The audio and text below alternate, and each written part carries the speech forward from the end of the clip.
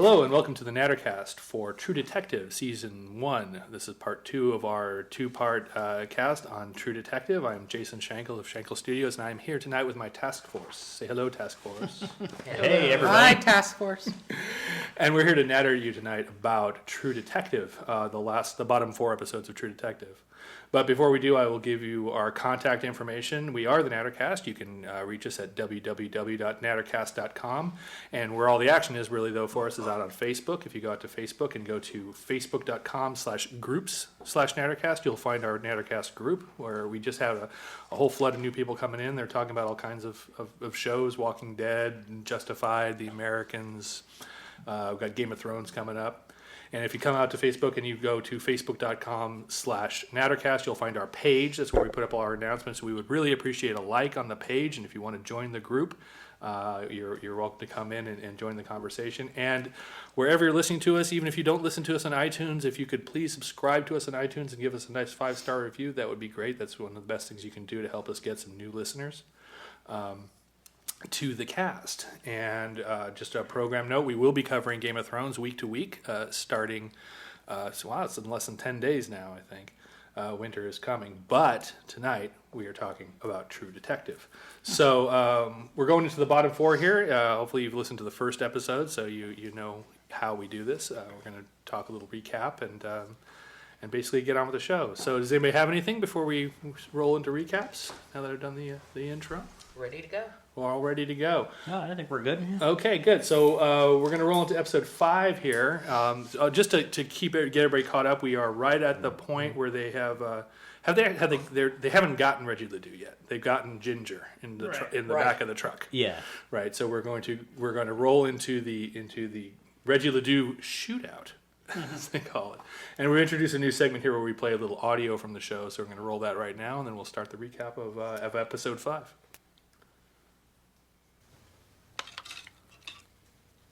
See, everything outside our dimension, that's eternity. Eternity looking down on us. Now, to us, it's a sphere. But to them, it's a circle.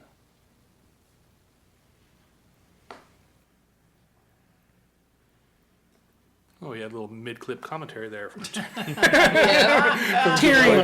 rattling. The dog was like, that's pretentious. Always a critic. So I'm starting with the secret fate of all life, and that is the famous "time is a flat circle" monologue from True Detective. That bit really got people. This is where people, I think, completely got unhinged. I think it was the tracking shot. I think after the tracking shot, everyone's brain kind of just went a little funny in the head. And there were some theories out there, and I was on, I think it was on IO9, where I write, so I hang out there a little bit on somebody else's article, where they were talking about this, and people were insisting that the meaning of that statement was that the flat circle is a disc. It's like a Blu-ray disc, and that Cole has figured out that he's a fictional character. And the big reveal on True Detective was going to be that Cole was going to reveal to everybody that they had been artificially written to a television show, and it was going to be like Twin Peaks, or like a David Lynch thing, or the Truman Show, or not even the Truman Show, because it wasn't even going to be a real principle. It was going to be we're actually fictional. We're not real people who are raised in it. Did Charlie Kaufman write this? I mean, it's very Charlie Kaufman. It was very, but I was really in love with the internet at that point, because like, you guys are awesome. There were people who were like willing to bet their life that the big reveal at the end is going to be that they're on a box disc, and that repeating your life again and again is us playing the show. Playing the show again and again. Yeah, exactly. Okay. Now, metaphorically, that is that metaphor applies. But it is a metaphor. We are going to watch it again and again. Well, yeah. We're going to buy the box set. It is a reference to the fact that we're going to watch the show again and again, and he knows that the character is being watched again and again. But, it's just a metaphor. It's not real. Okay, so we have Ginger abducted, and we are hanging out in a bar with Ginger and DeWall, Reggie Ledoux's cousin. I guess. Is it cousin, brother? I don't know. If In Louisiana, probably. Both, Yeah. maybe a little bit of both. And his grandfather at the same time. And his grandfather, his own grandpa. No offense to our friends down there in the Big Easy. Out in the bayou. many So they set up a meeting with DeWall, and Cole sells him this idea. He's in with the Mexican cartels. He can get good coke. The cartels want crystal. They don't want to cook it for themselves because they'll get in trouble with their bosses. And so they're looking to trade coke for crystal, basically. And DeWall turns him down rather menacingly. It's kind of a silly scene, though. He's like, I don't like your soul. Yes, your soul's burning around the edge of your eyes. It's suddenly this moralistic drug dealer? Really? Well, no, I don't know about moralistic. I think it's more like he sees glowing light around the guy's eyes. Yeah. Well, that's even sillier. He was a pretty scary guy. He was. He was, It's yeah. true. Yeah. That's true. You got Kind a of like demon as in you. scary as I am, you're freaking me the out. Yeah, Cole's like, wow, I thought I was the scariest guy. I know, really. I thought I said weird shit. Yeah. Okay, and so basically Marty and Cole go plan B. DeWall leaves, and they're like, okay, we know what plan B was going to be. Yeah. You tricked DeWall, I bagged Ginger and put him in the back of the truck. And they had this great shot of Cole driving, like in an old-timey movie with a rear projection. Right. Right. Like the kinda funny. James Dean music was playing. And and that moment for me really captured because Cole is tweaking while he's doing this. He's been doing coke and speed and who knows what else with these guys. Like he was partying all night, like last night with these Yeah. guys, right? And so it really had this sense kind of being on meth or even Adderall or something like that, where you're just kind of like got this edge. And he's got, where are you, Marty? Don't fall far too back. Don't lose that motherfucker. Okay, just too amped up for your own good. And I would be thinking if I was Marty, like, do we really need to go rogue on this? I mean, if we have a suspect, why don't we tell the police? Yes. We have. Well, because they got Ginger by Right, but You no, know, yeah, by exactly. dubious- by very dubious illegal. They could have said we have an associate. And, we have an idea. It might be Reggie Ledoux. We're looking for Reggie Ledoux is on the lam, Yeah, that's true. right? So finding him is a worthwhile thing. You don't have to say how you did it. They had to account for finding him anyway. Yeah. So anyway, Marty falls back and has to miss an exit, otherwise he'll be too obvious, and doubles back, and and they come in on the old Ledoux compound.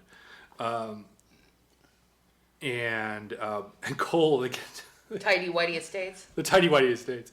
They get to the compound, and Cole's like moving along, looking for the trip wires. Yeah, right. It's like, It's like- you ever been hunting, Marty? And Yeah. it kind of reminded me of Ben Stiller in Tropic Thunder after he kills the panda, and he's watching Star Trek on his little phone, and just his mind is going completely. It's very Apocalypse Now.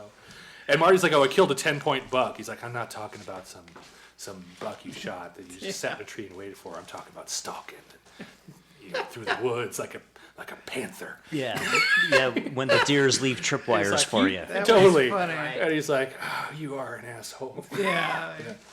It was funny. What I really liked about this, though, is this whole scene, especially after, because the tracking shot, and people were like, "Oh, you give us this big action scene. Now we're going to get another big action scene.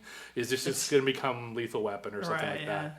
And I think it was masterful the way that the narrative that they're telling in 2012 slowly starts to diverge.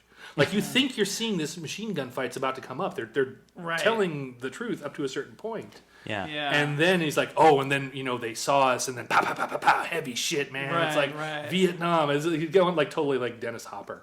Yeah.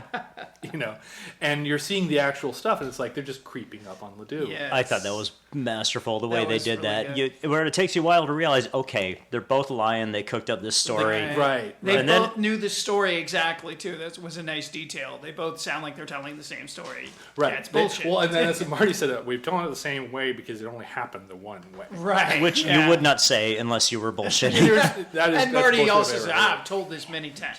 It's like, and of course he is. Right. And he's like, every bar from here to Galveston or whatever. Right. Yeah. Okay, so that whole intercut. I mean, I thought that was probably the best scene in the show. It was overall. very I mean, the tracking shot was awesome, Yes. but in terms of storytelling, because the tracking shot wasn't great storytelling, it was just tracking shot. It was just exciting. It was great. That was the best filmmaking. This was the best storytelling. I'll go with that. All right. Anyway, So they come up on Ledoux, and they come into, and he's got his little towel around him. He's walking through, and his little his readout says he's 6'7". Oh, really? So Marty must be. It does? It's on his sheet that Cole was reading. Oh, It says really? Reginald Ledoux's 6'7" tall. Wow. And it's like, I guess Marty must be 6'3" Yeah. or 4 at least. Maybe. 5 maybe. Yeah. Jeez. So I don't. He didn't look 6'7". He looked 6 foot. Maybe. Yeah. You look pretty big, but Fucked up looking guy, right? In the towel. yes. And we come out, we pull him down, and he starts going through this Carcosa rant. He says, "It's time, isn't it? The black stars rising, Carcosa. Time is a flat circle. You're with me now, and I saw you in my dream, right?" And when he says time is a flat circle, Cole is like, "What's that, Nietzsche? Shut the fuck up." Yeah. He's don't go all Nietzsche on me. Don't go all man. Nietzsche on me. Well, the nice thing about this scene is instead of showing the machine gun battle that they were talking about, it still surprises us when Marty runs out and just execution style. Well, he goes and he blows finds them those away. kids. Oh, Right, yeah, he finds yeah. those- but we I don't was see still- that. We know he's seen something horrible. Yeah. And then he just runs out and Just shoots him in the head. Just shoots him in the head. And It's like, oh. this was one conspiracy theory that I kind of subscribed to, is that I thought he might have been sent in by some kind of police task force. It might have been let him know that if you guys get to Reggie Ledoux, it's not so great. It won't be a problem if he doesn't survive the arrest, Right. Right. and that he might have been bribed a little bit with some power or something like that. Or- I thought he was a little bit. Another conspiracy theory is, of course, that Marty killed him to shut him up. Well, that's the point. Yeah. Well, I mean, I didn't think Marty was in on it so much as had been told we really would like this motherfucker to die. Yeah. And was given kind of like the blue line. Yeah. I never thought he was in the conspiracy very Yeah. strongly. He's too stupid for that, or too impulsive. Yeah. No, he's very smart, but he's impulsive. Yes. But it also he's been shown being impulsive, so this was an impulsive thing to do. And I love how Cole just turned on. Okay, we got to make this look good. Yeah. Cole's Just no question of Rust like is- I'm going to tell on you.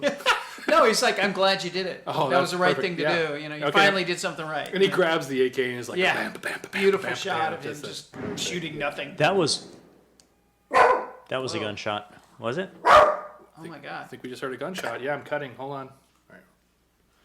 So we just had a little drama here in the middle of our original Ledoux shootout. We were- Either a car crash or a or a shotgun. Shotgun could be either in this neighborhood. So Or Wow. meth heads with, yeah, outside. who knows? And so then this is where the show kind of takes its turn. You know, they start narrating. You see them doing their testimony about the kill. Everybody loves it. You know, you got this guy. He's clearly dirty all over the place.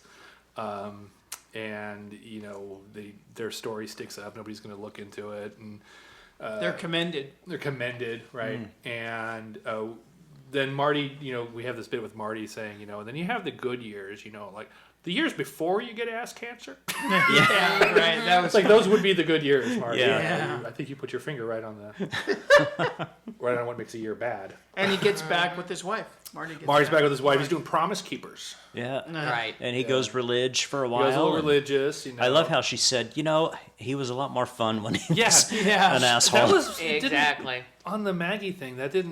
She didn't impress me as somebody who would be very impressed with Promise Keepers. No. No, but he was desperate to. I mean, Right. his big things were things that religion would cure: cheating and alcohol. Right. Yeah, it's true. So And I don't think he was a believer.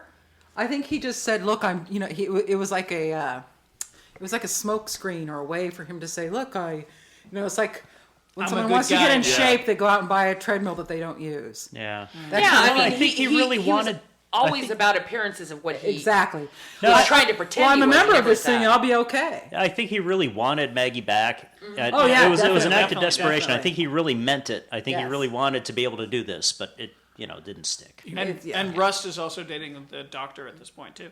So they're Right, both yeah. doing pretty Right. well. no, on Marty, we never see. He's. I think he believes in the usefulness of religion socially. I think he's a practical believer in that sense. But we never see him turning to religion to give him any spiritual strength. Right. Like he Not doesn't really. pray. He doesn't do any The of that gods stuff. of tits and wine. God of tits and wine will help you out. It's Game of Thrones. Oh boy. Tyrion Lannister, actually. Game of Thrones. That's his god. That's the god of fitting. tits It and sounds like Yeah. Tyrion. Yeah.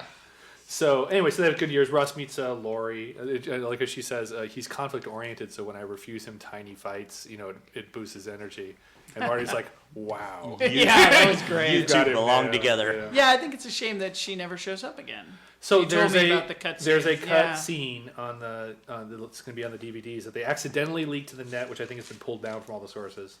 Where you see the breakup, it's over kids. It's over not Right. wanting to have kids, and it's real. It's fucking cold. They So should have kept it.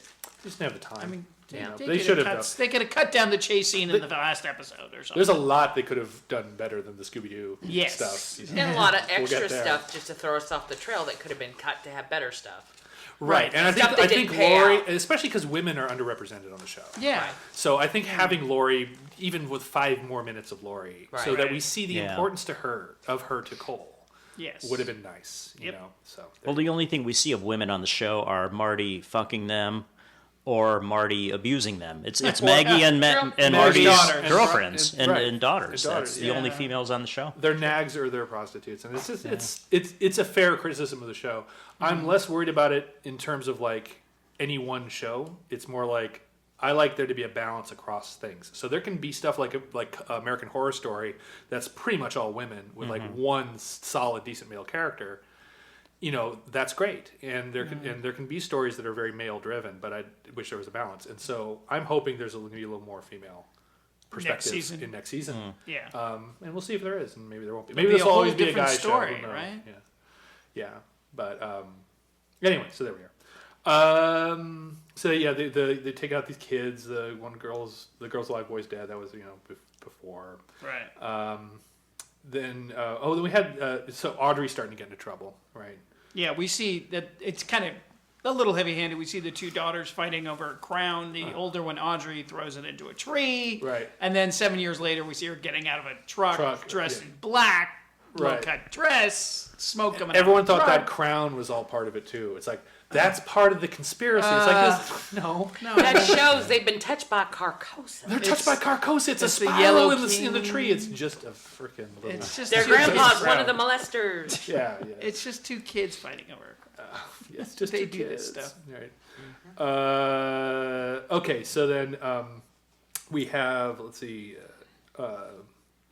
we have the guy that, is this the one we have the guy who's, we're questioning him, get him to, so Cole becomes this great interrogator, right? And we see him, there's the woman who has Munchausen's by proxy, which Yeah. we were talking Right. about before Right. the cast.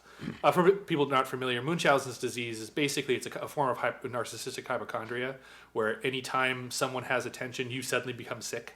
You suddenly have the vapors and have to get attention paid to you. And by proxy is when you actually make usually your child sick, or possibly your elder parent if you're taking care of them, to get attention for yourself. So that's what we suggest, that this woman is killing her babies to get sympathy, attention for herself. It's a pathology that occurs. Right, and it's a statement that that Rust actually says to her, "Have you ever heard of Have you Munchausen ever by heard of it? proxy?" Yeah. She goes, "Huh?" And then he goes on to just the next thing he's going to say. It's, And then he says, you're going to go to prison, and prison isn't kind to people who've done what you've done. So when you have the opportunity, you should kill yourself. yeah, that was. Oh, that was cold-blooded. Oh, But boy. this immediately after that was the big breakup scene with him and Marty, when he Right. like tossed him his 40 pages and said, "Type that up, bitch," basically. And so Right. they had this big confrontation, and I think we get the idea then that Rust is done. He's He's on like he's a power disillusioned trip because with the- before that they talk about how he's been just doing so well. Yeah. So I think he got arrogant.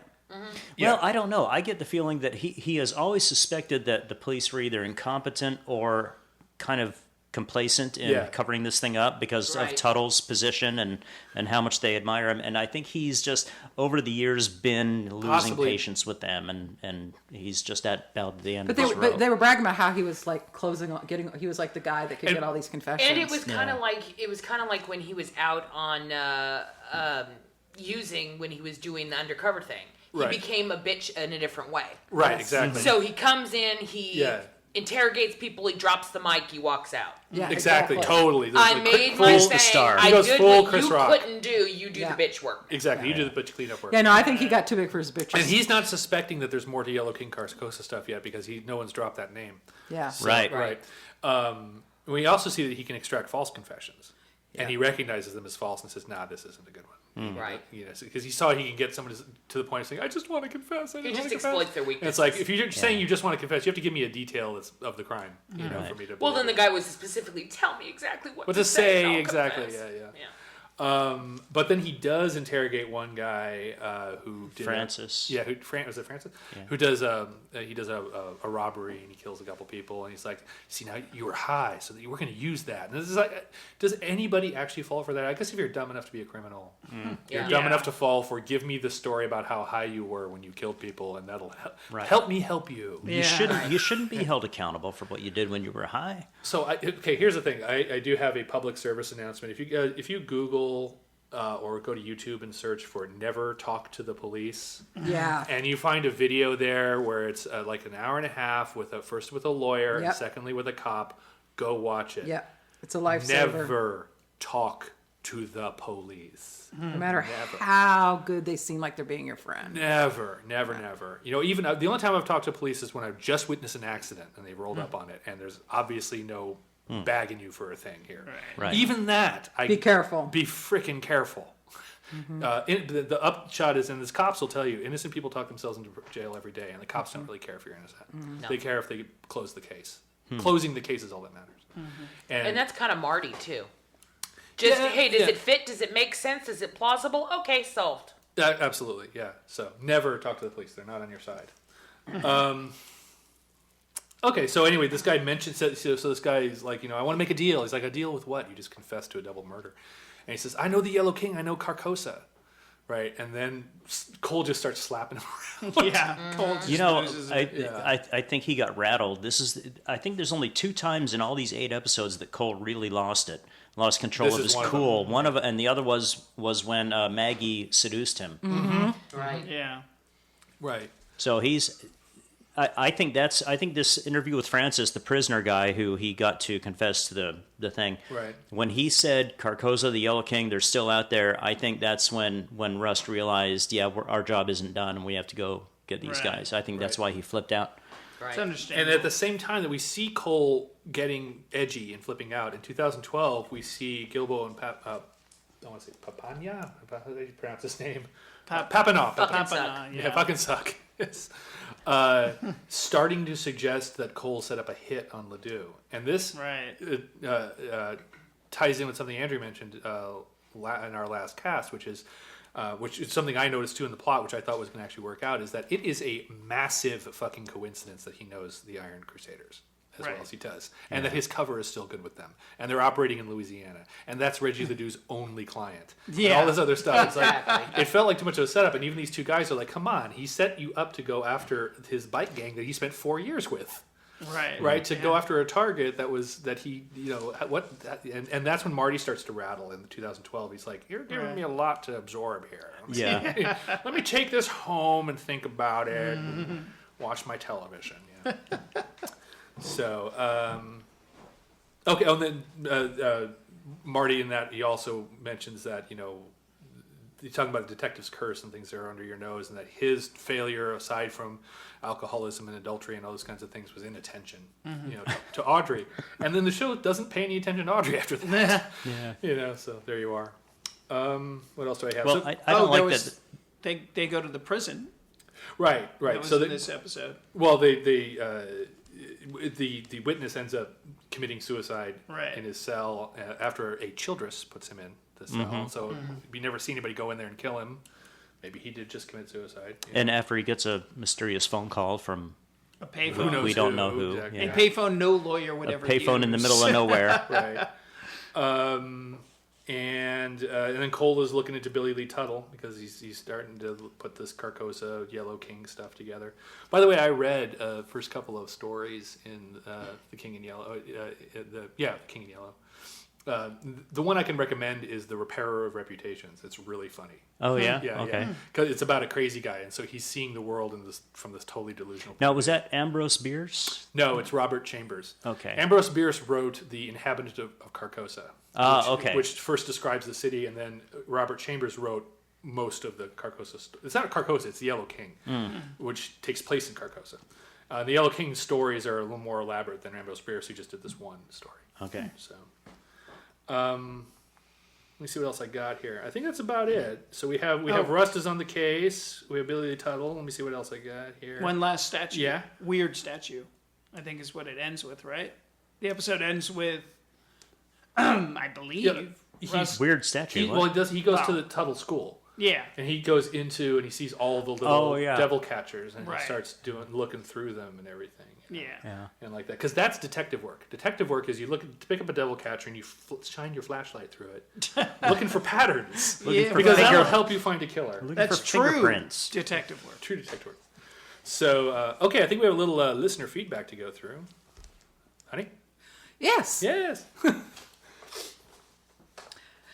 So the question that this feedback is related to is, what do you think happened with Audrey?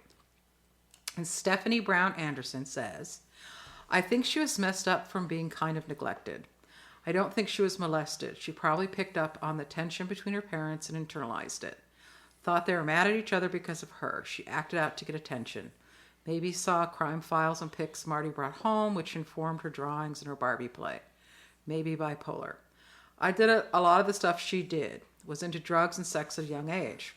No molestation at home life, but not too dissimilar from what we see of hers. There just isn't enough presented in the show for me to assume she was molested. And Sally Piccolo, there's enough detail thrown in to make us suspect that Audrey saw something or experienced something when she was young. Perhaps not molested, but witnessed. But that theme was abandoned, only hints of it made it to our TV screens. Bad, Nick. Yeah. I'd agree with that. I agree with that. Well, I wonder also if she wasn't aware on some level of her father's dalliances, and maybe she was acting out. That's not uncommon. Right. But they never do pay off on that. Yeah. It's- Yeah. They build What- it and then they don't pay off on it. Right. What still disturbs me that didn't pay off was that little circle jerk with the Barbies. The Barbie circle jerk. Yeah. Well, that's And part of especially it being Audrey's 5 sexualization men, at but a the young way it's age. the 5 men Yeah. and the girl, And the girl. and the 5 men made out of beer cans, and the 5 And the pizza latte says it's got no significance, and I can't believe that. Then why did you fucking bother, Pizza Latte? Exactly. Over and Bad pizza over latte. again. Yeah. With the 5, well, no, not the 5s in general. That might have had some significance. I mean, but they coulda just had- just the dolls. Yeah, You said that's I nothing. know. It doesn't make It's- sense. doesn't They make could have just Sometimes made teddy kids do bears that, hump or though. something. I mean, they could have They could done have something not done sexual anything. without making it look directly Like a gang rape. affected. Yeah. Right. Yeah, a gang rape I or think- directly Or just not affected have rape. anything sexual, drop the scene completely. Yeah, I think what we're supposed to accept is that If it's- all of those 5s are coincidences.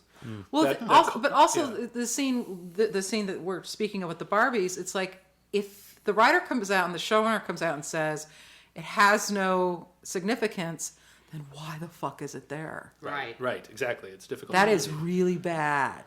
Don't, Check you, off don't, bad gang bang. you don't put insignificant things in like that and dwell on them. You know?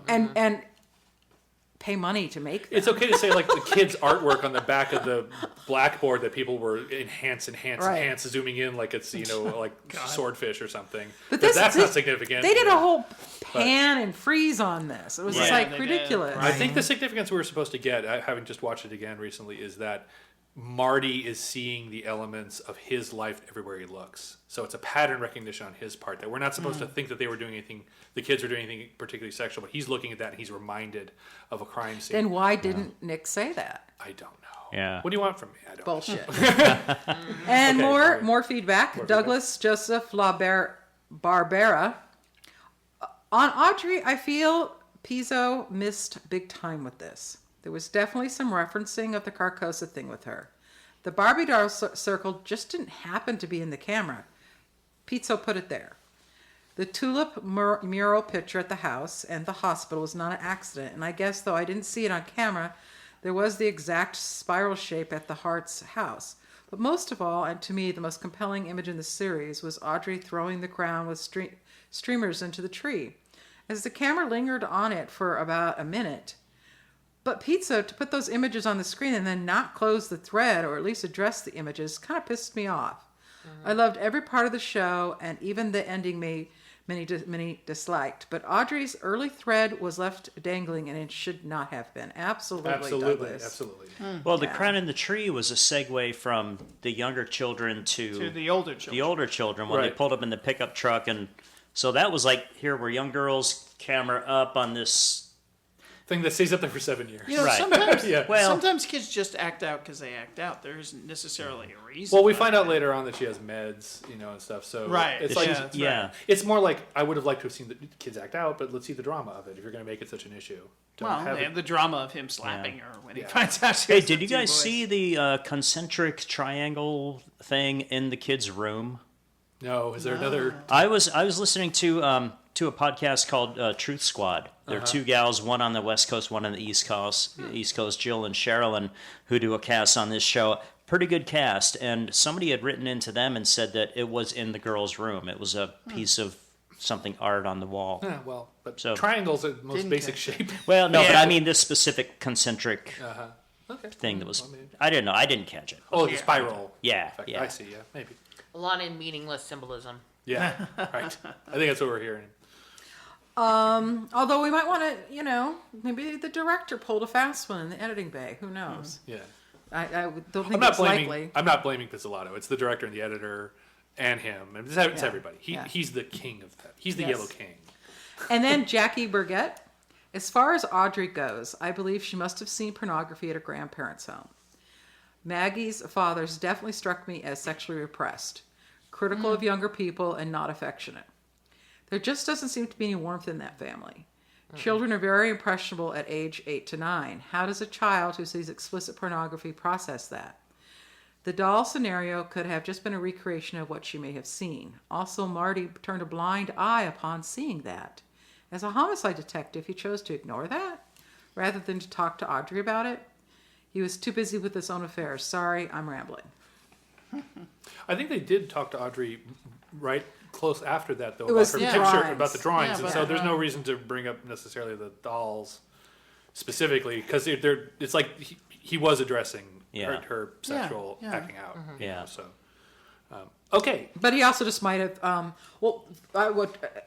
Jackie brings up a couple interesting things. Most kids, especially since like the 60s or 50s, I mean, I can ask you guys around the table, at some point before 12, did you see pornography? Oh, Oh God. yeah, Yeah. God yes. Yeah. I would say around that age, Yeah, not before. yeah.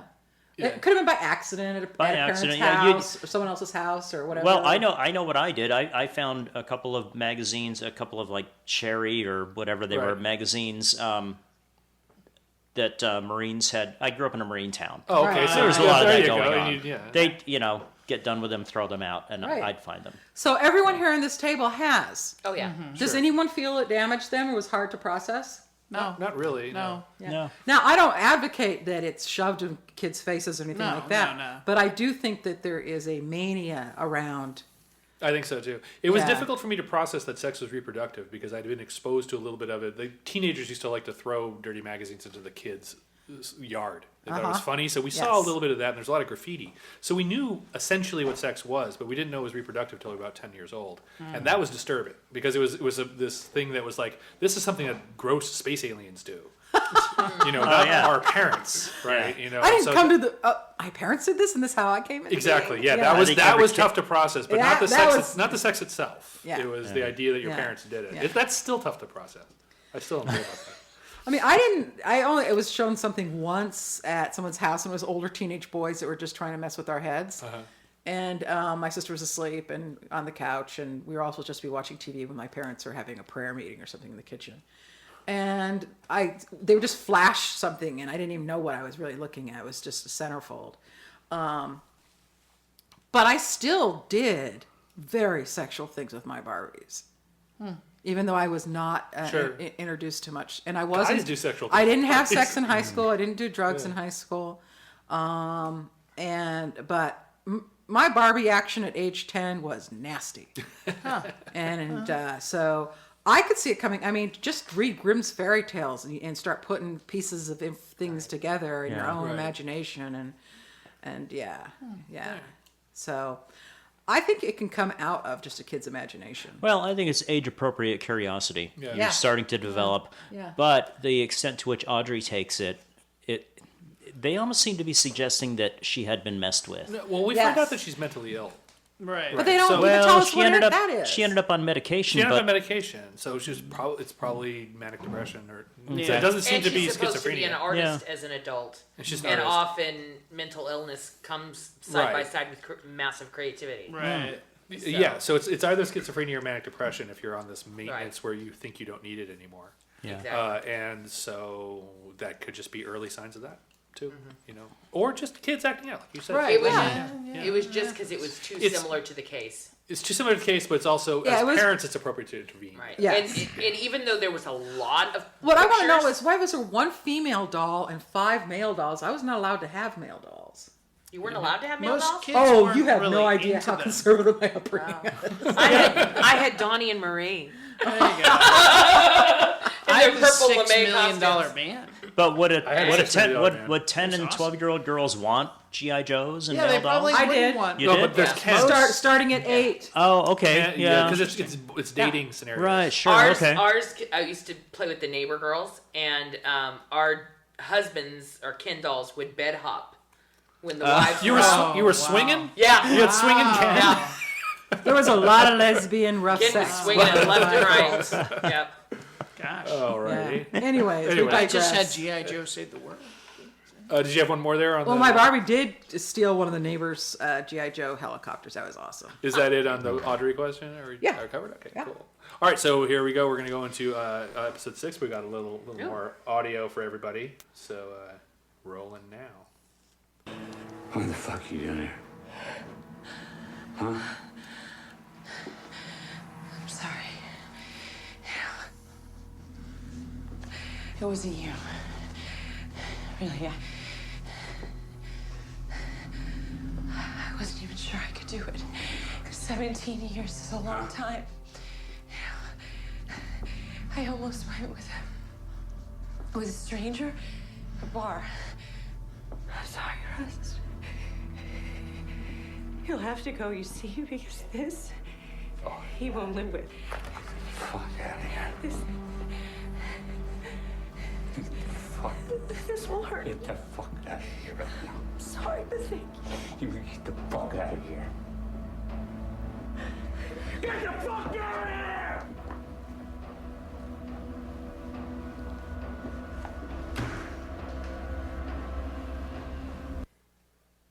All right. And without Very tense scene. with that, he shouts her right off the show. Yeah. No, Very she tense shows up scene. again Very later. tense scene. All right. And the other scene that, we just talked about Russ losing his shit That was it. because Yeah. he wasn't in control. You can see on his face that he Right. cares about Maggie. He wanted that to be a relationship, and not he didn't. He hates that she used him. Yeah. Right. So anyway, Okay, episode 6 starts with Marty working over the boys. Yeah. These two poor kids who, They're screw them kids. because they're 20, she's 16, and Right. and they've got her in the back of the car. But Marty's buddy at the police station unlocks the cell, and says, "Oh, I'll be back in about 20 minutes," Yep. and leaves Marty with the boys. And I got a pot pie in the microwave. Yeah. he throws down that, look, it's either going to be you go up for statutory rape or we settle this right here. So he beats the crap out of these kids. And then as he's leaving, he throws his gloves in the trash can that he used to beat these kids. And then he gets in his car and then he opens the door and he hurls. He throws up. Which there was a lot of stuff on the interwebs about what that was about. Yeah. And I think it's just Marty just really didn't want to do this. It Yeah. sickened him to do this. I don't think he's Sure, actually a sure. violent guy. Yeah. And Yeah. I think that was making it clear because we've seen him act out violently. That's really not his nature. It's not. Yeah. And that. Yeah. So, It's really, but he felt he had to. right. Yeah. Well, and it's typical of Marty's, I guess, psychology to feel that he has to be the defender of his daughter to this degree that he doesn't want anybody to go near her, rather than accept that she's coming into her sexuality. And even if it's two guys in a car with her Yeah. daughter, which is Just coming into your sexuality and then just banging two guys in a truck who are Right. 4 years Yeah. older than you are when you're 16. Yeah. So Exactly. that's Especially that's when you're banging problematic both behavior. of them at once. Yeah. Yeah. Okay, so And he'd already kind of showed a pattern that he has a thing against underage. Right. So So- and this is why I think I mean, you can whore all you want once you're 18. Once you're 18 is fine, yeah, exactly. But and I think it is part of the general failure of the show that we just really we made things so serious for Audrey, and then she slides away, and Maggie slides away right when they're set up to have very good content that they could have covered in 8 minutes. It's not like it's it doesn't have to be a whole episode. But anyway, missed opportunity, I think. Okay, so then we have Rust. This is after he's had his experience in interrogating Francis, the guy who mentioned to him Carcosa and the Yellow King. And he freaked out, and I'm surmising that he realized that, okay, we're not done with this case. So he goes looking up old missing person cases. Right. He visits... dead bodies. Yeah. Because he called it Sid DBs. Yeah, well, they have DBs, dead bodies, and then they have MP, the missing person. Oh, and this is I the thought he kids was that doing the disappeared DBs. that they Okay. haven't found. DBMP, yes. Yeah, he pulls up to, he goes to visit this guy, and this was sad. This guy that he Lost pulls his son. Yeah. lost his son. He pulls up in his truck, and the guy comes out on the porch with his shotgun, and he said, he said something to him, and said, "Are you the father of so and so? If so, I'm state police. I'd like to talk to you." And we find out that this kid disappeared, and he goes visits other people, trying to get some evidence on or just trying to get He's information. gathering up on. a missing person. He's putting together. He has a map. He's putting dots on it. Right. Who are all the MPs? Who are all the DBs? And, Yeah. So meanwhile, Maggie women gets and children. Yeah. They call Maggie in to interrogate her. What are these two guys' names? The two black cops that are interviewing them in the later. Papanilla and Gilbo. Okay. And Papanilla is the younger one. Okay. The guy's still on his first marriage. Yeah. So they interview Maggie, and she seems kind of time worn by this time. They make small talk with her. They say, we're not trying to roll you, anything like that. And they start asking questions about Rust, and she says, in a former life I used to exhaust myself navigating crude men who thought they were clever. So ask your questions or I'm leaving. And one of them says, "Oh yeah, that's a cop's wife," and she says, "Not anymore." Yeah. That was It also reminds me of Rust, start asking the right fucking questions. Well, Rust is a clever man who thinks he's crude. Yeah. Rust at this point has already.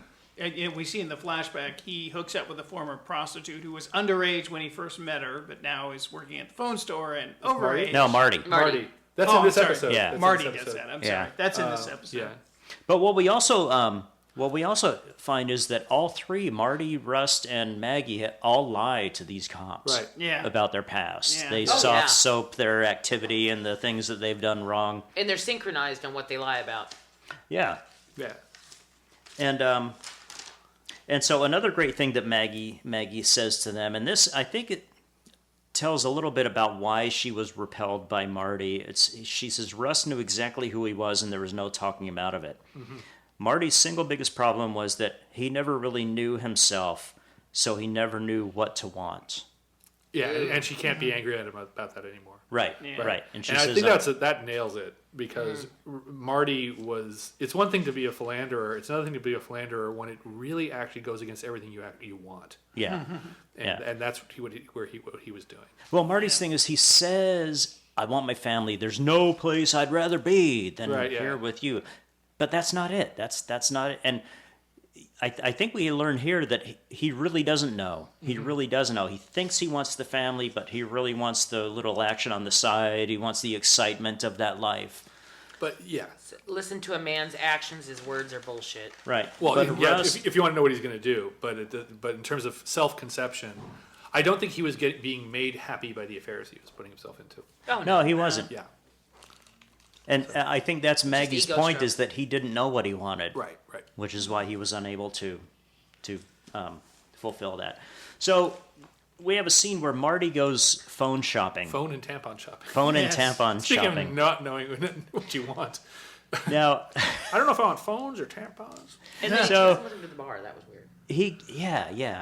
Well, it's like to he that. somehow knew she was going to wind up in the bar. He recognized You her. know, I didn't get that. It felt He like recognized it her to in the me. phone store. It's Beth. And then he didn't recognize her in the phone store. It was in the into bar. into the bar. You're right. And then you're right. Yeah, exactly. But he was attracted to her in the phone store. He was attracted to the phone store. I think I watched it again last night, and they stop on him, and he's looking at the bar, and he has this defeated look. And I think it's just alcoholism. Yeah, I think it's just he tries to stop drinking and then drinks and tries to stop, and I think he just sort of felt like a combination of I've been shopping for tampons and phones all day, I need a drink, and I don't want to slide back into a drink, and I'm bored to death in my life. Well, and I think it's just getting older. Why wouldn't you leave the tampons in the car? I know that's what I was wondering too. Yeah, I know. I had this idea that he was cruising for someone looking for a married man. Like that does seem the way they hook up. Especially that many tampons. Oh, your wife's out of business? Me. Oh, okay, I'll put out. Yeah, you got a lot of women in your life. And how many sister wives does she have? Exactly. Right. And so that was my thing too. He had a lot of feminine products in those bags. Two daughters? 2 daughters and a wife. Yeah. They're all is he supposed to look like Mr. Sensitive or something? Everybody gets their own box. Might be part of it. If they're all synced up too, women that live together sync up. A, they're synced up, and B, everybody gets their own private special box just for them. And there's no fighting over who used the last one. And who didn't replace them when they used the last one. No like sharing. the office coffee. Yeah. We heard these And women do have a lot, different too. The office coffee. I love listening to men make jokes about tampons. This is I've never had a problem. No, it's funny because the office coffee. They exist. They're there. Well, no, but the guys are always so embarrassed about buying tampons. It's like, this means that there's this woman in your life. Yeah, what's right. Well, it's if you're 35, it's fine. If you're 15 and mom sends you down to the corner to buy 15. tampons, I'm that's talking about like in your 20s. Yeah. Like guys who are like, I don't want to be buying tampons. because Like, yes, it happened to me. yeah, okay, no, I did. But not when you're 12. Right. And also, I was going to ask, do you really stock up on these things? I mean, I know he has 3 women in his life who are... Right. Yes. You do. Some people do. Because I'm kind of a supply side kind of guy. I I will plan tell for the you- next week. No. I don't want a year's worth of This shit is- in my house. With that many vaginas in a house, you need to be ready. That is one thing that you do. That and toilet paper. If you notice, I stock up on these things. Yeah. Right. The big Costco multi-pack. You never, ever want to not have enough tampons. Yes. I would imagine that's Because here's a scenario. You don't know exactly how long the thing may last. True. And, Or exactly when it may start. Or if you lost some tampons in the bottom of your purse and they got pencil shavings on them, you have to throw them out. You need fresh ones and you need them then. You can't be waiting. Unless you know how to roll them. I'll I can pick roll some my up tomorrow. I'm so glad I don't have that anymore. Oh, glorious. No, you just you gotta have and you learn this like in 7th or 8th grade when you make that mistake and you mess up stuff. You never ever don't have enough tampons. Always have ammunition for your weapon. Otherwise, my rifle. This And is I my can show you gun. guys how to roll your own if you need to learn. No. I can't see needing that. In a pinch, it is a handy skill. If we're on a reality program, there's a contest. Yes. Okay, so we have Marty shopping for phones, and he bumps into Beth, who was the young girl at the Bunny Ranch. Right. And he doesn't recognize her. She recognizes him, and I think she follows him to the bar. Yes, that appears to be the case. Yes. Right, so he buys his phone or does whatever he's in there for. He's walking back through the parking lot, and he sees one of these sad cookie cutter sports bars that you only see in the mini Fox malls. and Hound. Yeah, the corporate bars that... Yeah. But it has alcohol, same as any bar. Yeah, it's the McDonald's of alcohol. Exactly. It's like same thing every place you go in the country. They have the drinks up on the wall. Yeah, he decides to go in for a cold one. And as Sion was saying, doesn't put his feminine products in the car like any guy would. Yeah, he takes them with him. So Beth follows him there, introduces herself, and says, "You're a cop, aren't you?" And he doesn't recognize her. He's honestly puzzled. He goes, "Yeah, have we met?" And he goes, "Yeah, you came by a place I was staying at." And he goes, "Did you get in some trouble?" And anyway, they end up. Did you know as soon as they met they were going to be knocking boots? The way she looked, yeah. Yeah. But anyway, And then he realized he already had a down payment on it. Because it's HBO and Yes. things are suppressed, so... Yeah. But But you remember when she was at the Bunny Ranch, she had escaped an uncle who was doing stuff to her. So Right. she was sexualized in a bad way early on. So Right. she was probably prone to acting out. Yeah. So she hooks up with Marty, who's easily twice her age, maybe more. Right. Yeah. And that turns ugly. And she looks like Maggie. I have in my notes here actually that this is the episode where we have the mother who killed her kids.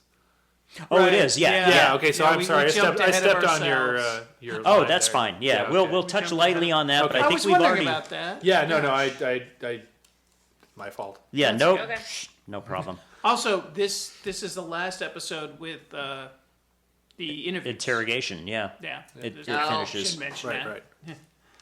So we have Russ continuing his investigations on his own, and he goes. There's a scene where he's in with the major, who is their boss. Uh-huh. And, I love the major. Yeah, he's cool, He's so Jersey. but he's Jersey in a Louisiana He's a way. Yeah. It's like Yeah. It's like I can't even do it. He sounds like Tony Soprano. Yeah, he does. I was like, what are you doing down here? So there's a scene before where he chews them out, and he gives Rust the ultimatum, like, stop, you're bothering people, stop doing that. Right. It's my last warning. Quit picking at it. Which apparently Rust has heard for years and years and knows Yeah. that, okay, you're just saying that. He's utterly insubordinate. Right. Yeah. So he goes to see the Reverend Tuttle. There No, we go. wait. He goes to see Theriot first, Theriot, right? yeah. Right.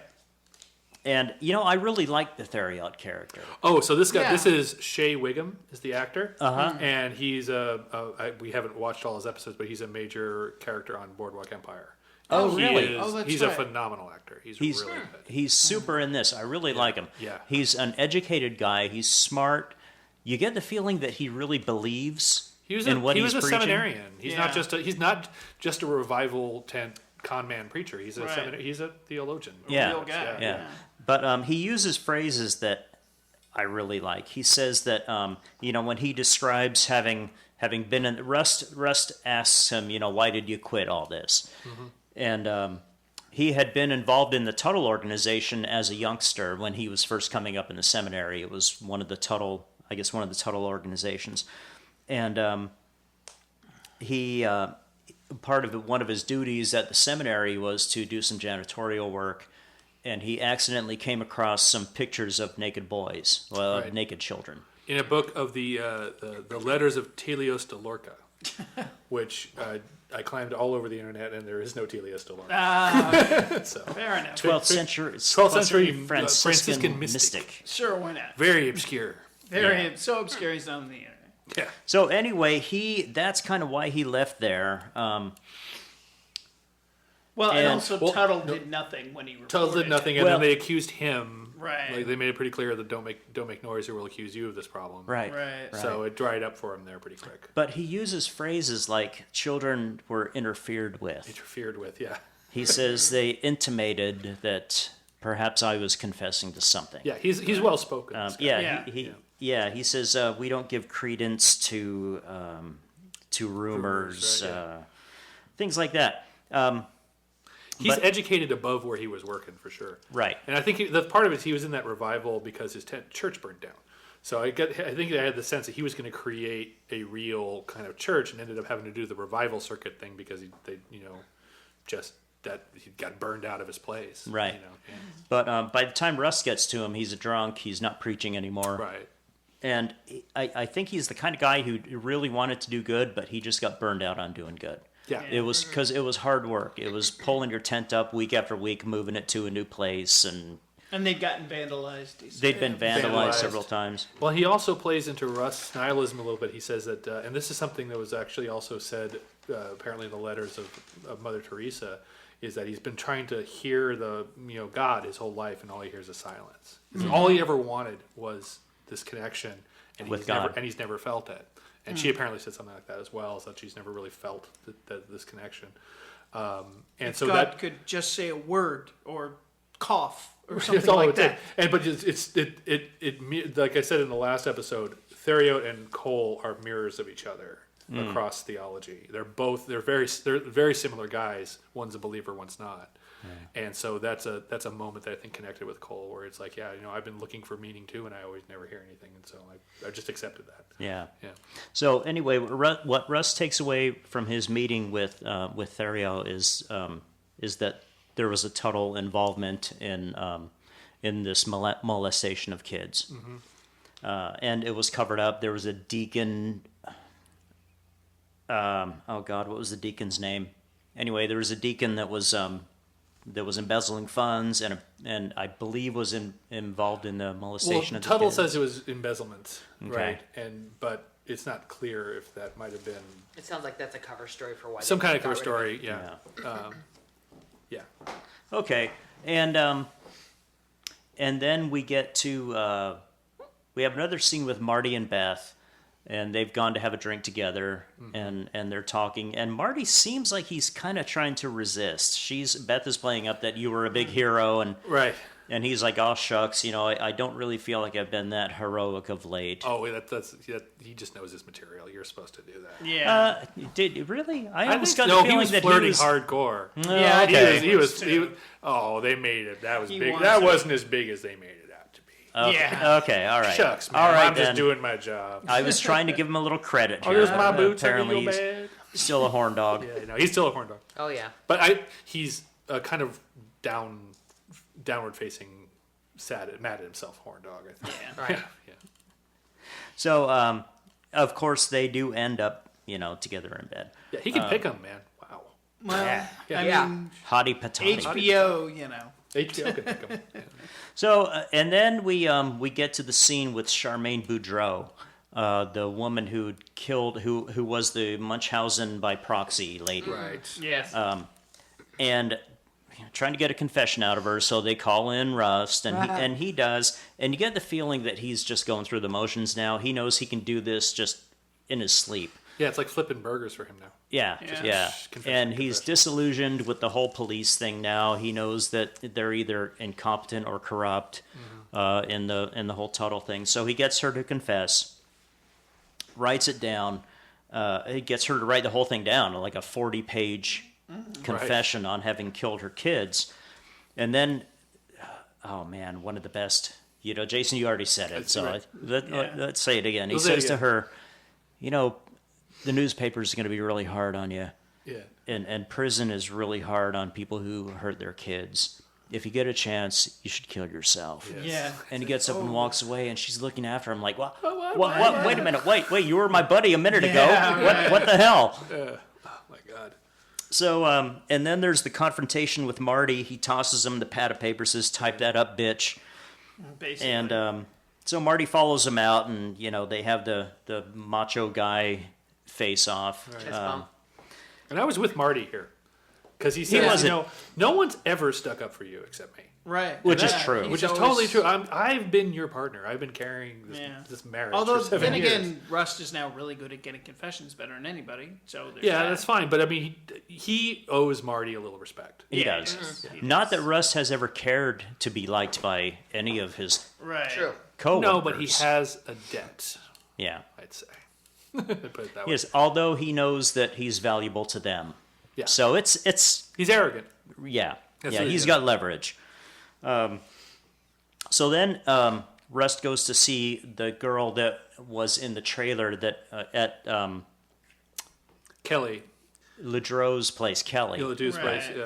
Yeah. This was at the Wes Craven School for the Very Nervous. Yeah. Or, Hospital for the Very I Nervous. thought this scene was silly. It was a little Nightmare on total, Elm Street. total Yeah. horror movie cliche of the catatonic girl who starts screaming all of a sudden. like- They could have totally done without this. Well, Yeah. Right. every single time Cole. Yeah. Cole talks to a female, she ends up screaming.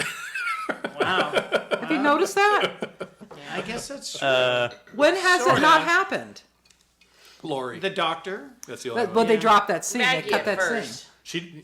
Yeah, Maggie. Actually, he screams at her. She isn't. Really But screaming. but it doesn't matter. They all end up screaming. Audrey and Macy didn't scream. Yeah, that's true. What? Oh, that's true. That's true.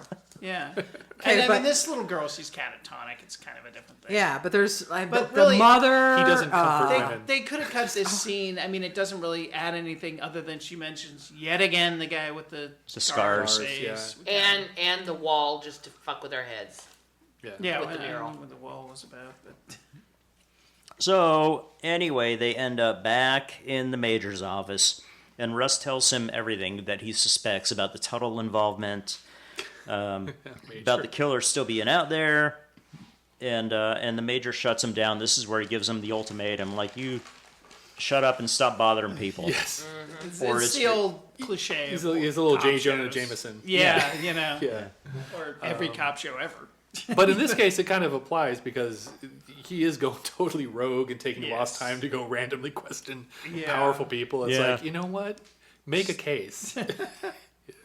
So then Marty's being interviewed by who he calls fucking suck later. Right. Yep. And I forget their names. It's two the cops. two black guys. Gilbo And we Papania. find out that what Gilbo and Papania. Gilbo and Capania. Papania. Papania, okay. Total. We find out that Total has OD'd after a couple of his houses were broken into, Right. and the cops think that Rust never left. Right. He fell out of place. He allegedly went to Alaska for Right. eight years or something like that. But we know that Rust hates the cold. Yes. Right. So why would he go Right. to Alaska? Yeah. Right. Which they have a point. Yes. Yeah. And so now they Self-punishment dump or this on something. Marty that, okay, we think Rust is the guy. Yeah. And he's been leading you along. He's the one who brought all the clues. He's the one who led this whole thing in the way he wants to go. And that's when, I think, isn't that when Marty says, well, you boys have given me a little bit to chew on. Yeah, I'm going to yeah, go yeah. home. And Right. I think it started in the last episode and led to here. They've been like getting stronger and stronger with the thing. Yeah. And he's been defending Cole more and more. Yeah. Okay. And here's so, the first actual accusation. He did it. Cole did it. Right. Yeah. So, and Marty says, no. Well, Marty leaves.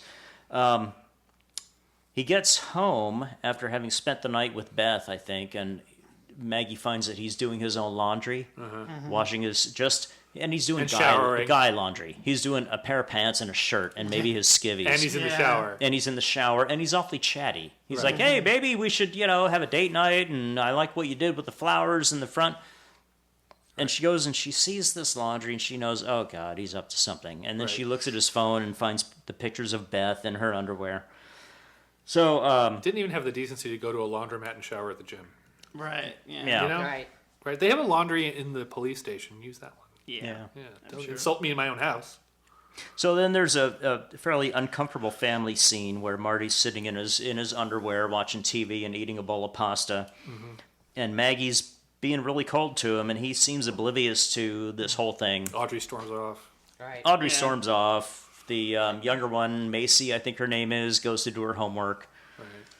And And everyone thought the spaghetti was a big clue that Marty's the spaghetti man. spaghetti face. Oh, It's like, boy. not everyone who eats spaghetti is a serial killer. I hope not. Jeez. I like it.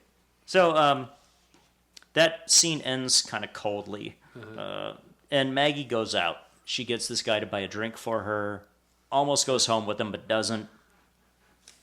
And then Rust goes to see Tuttle in his office, and the sole reason for this visit is to rattle Tuttle into calling somebody and turning in Rust Right. Basically. for having shaken him down. The guy playing Tuttle here totally reminds me of Jerry Falwell, which I'm sure is intentional. It's Robert.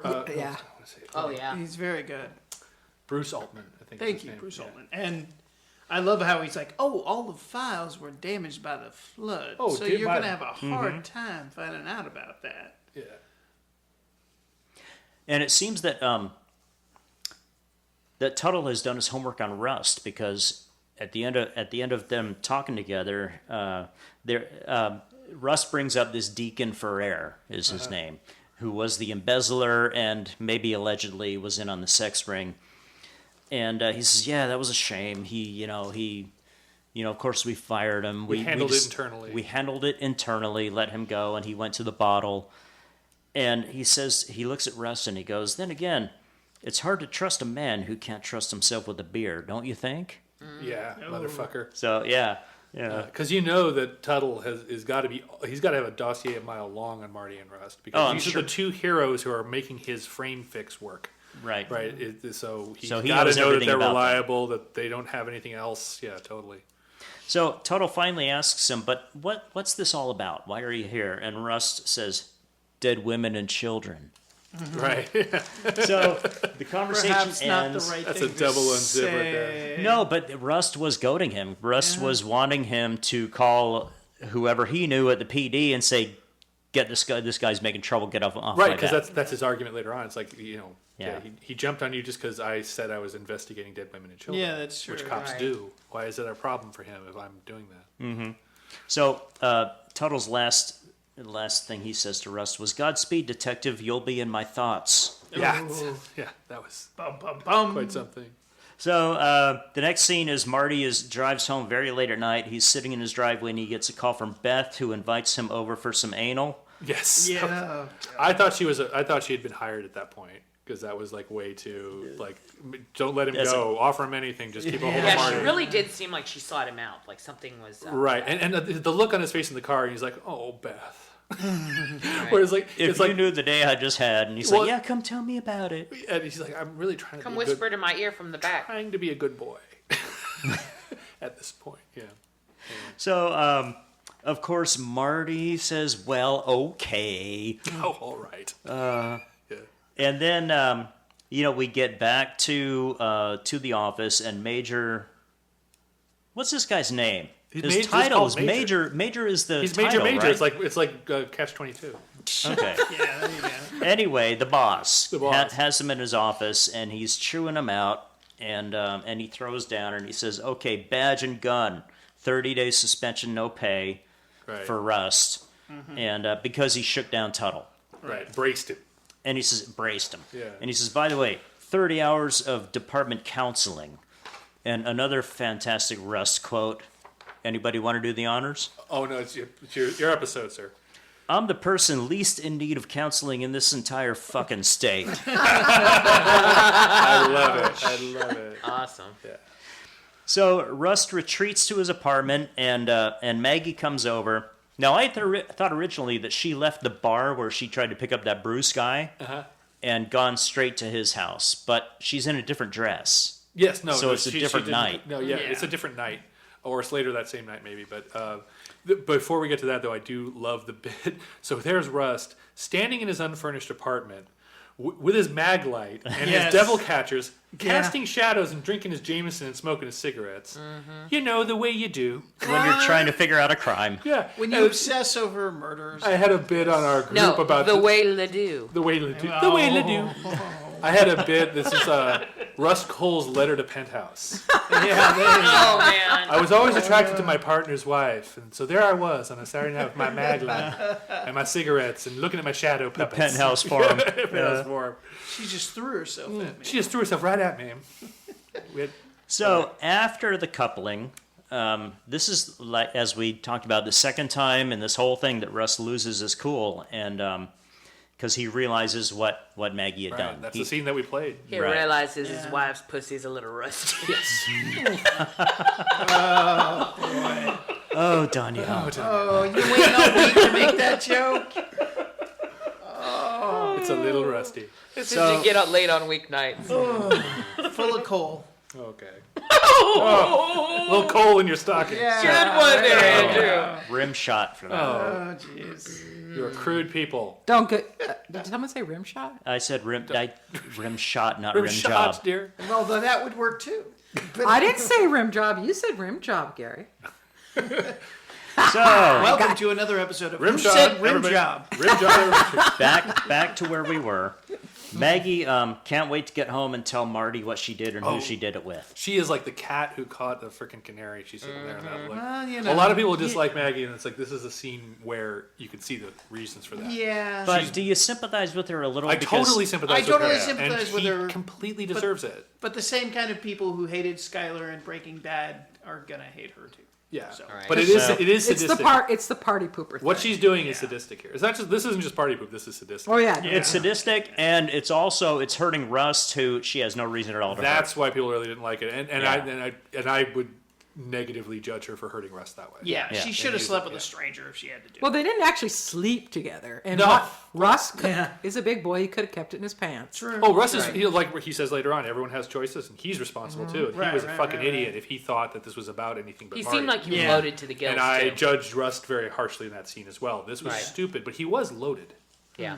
And, He but was he was able drunk. to, not too loaded to get it up.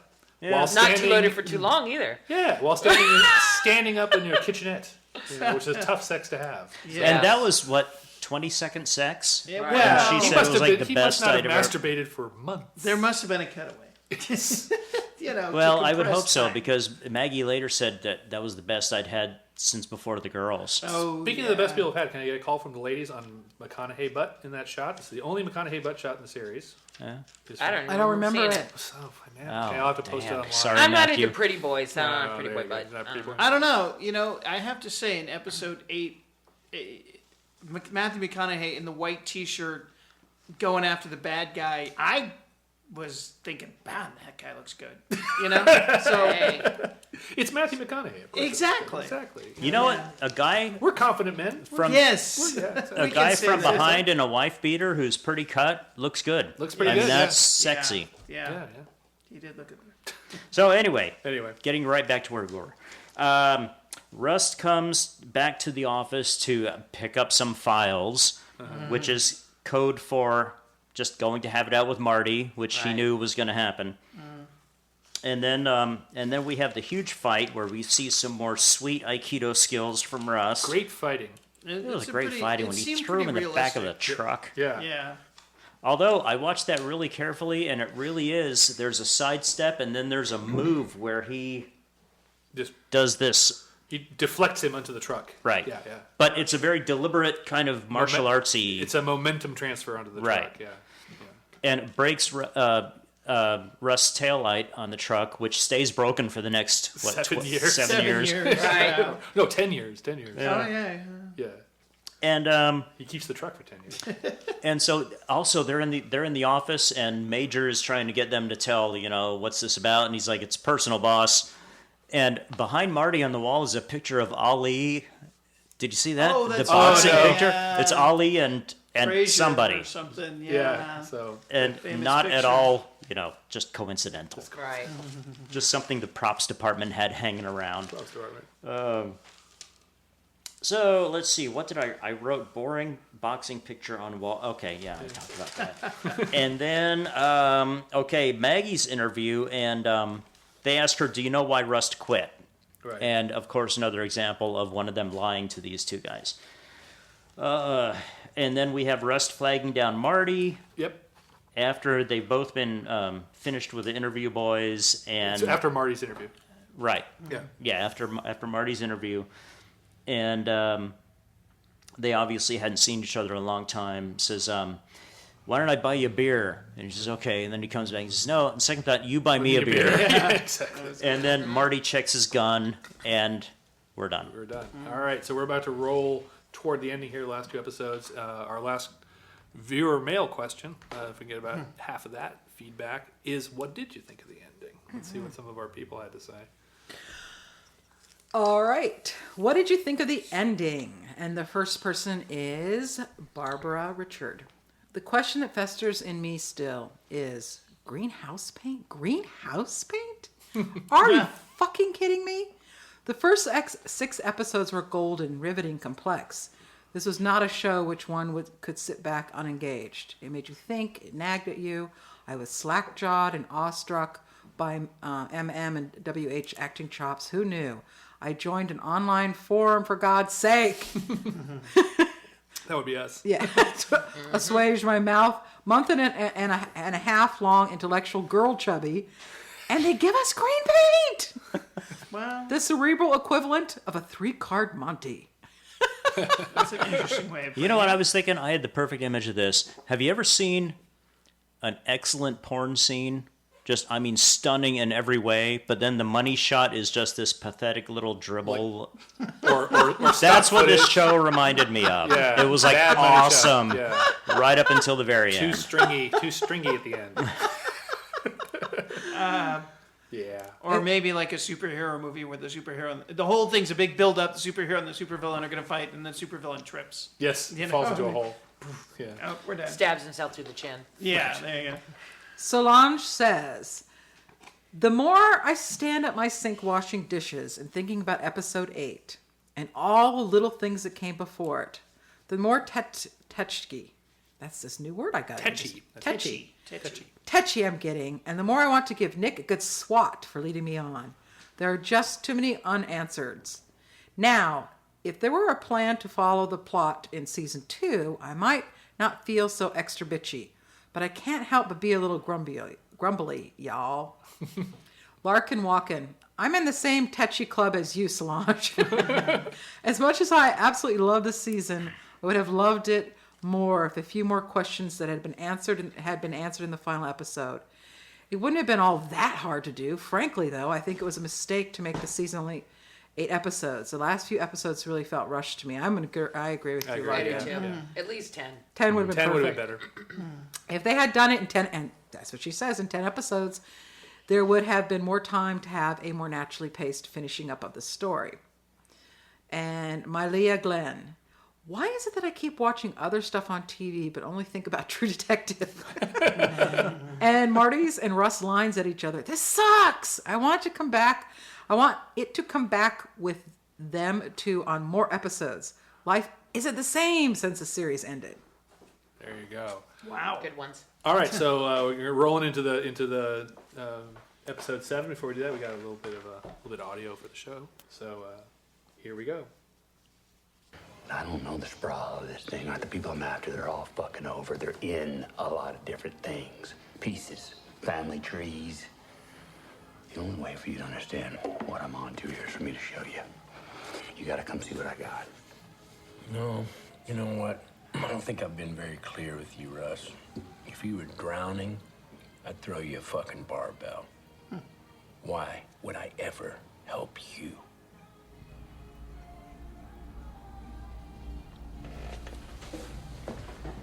Because you have a debt.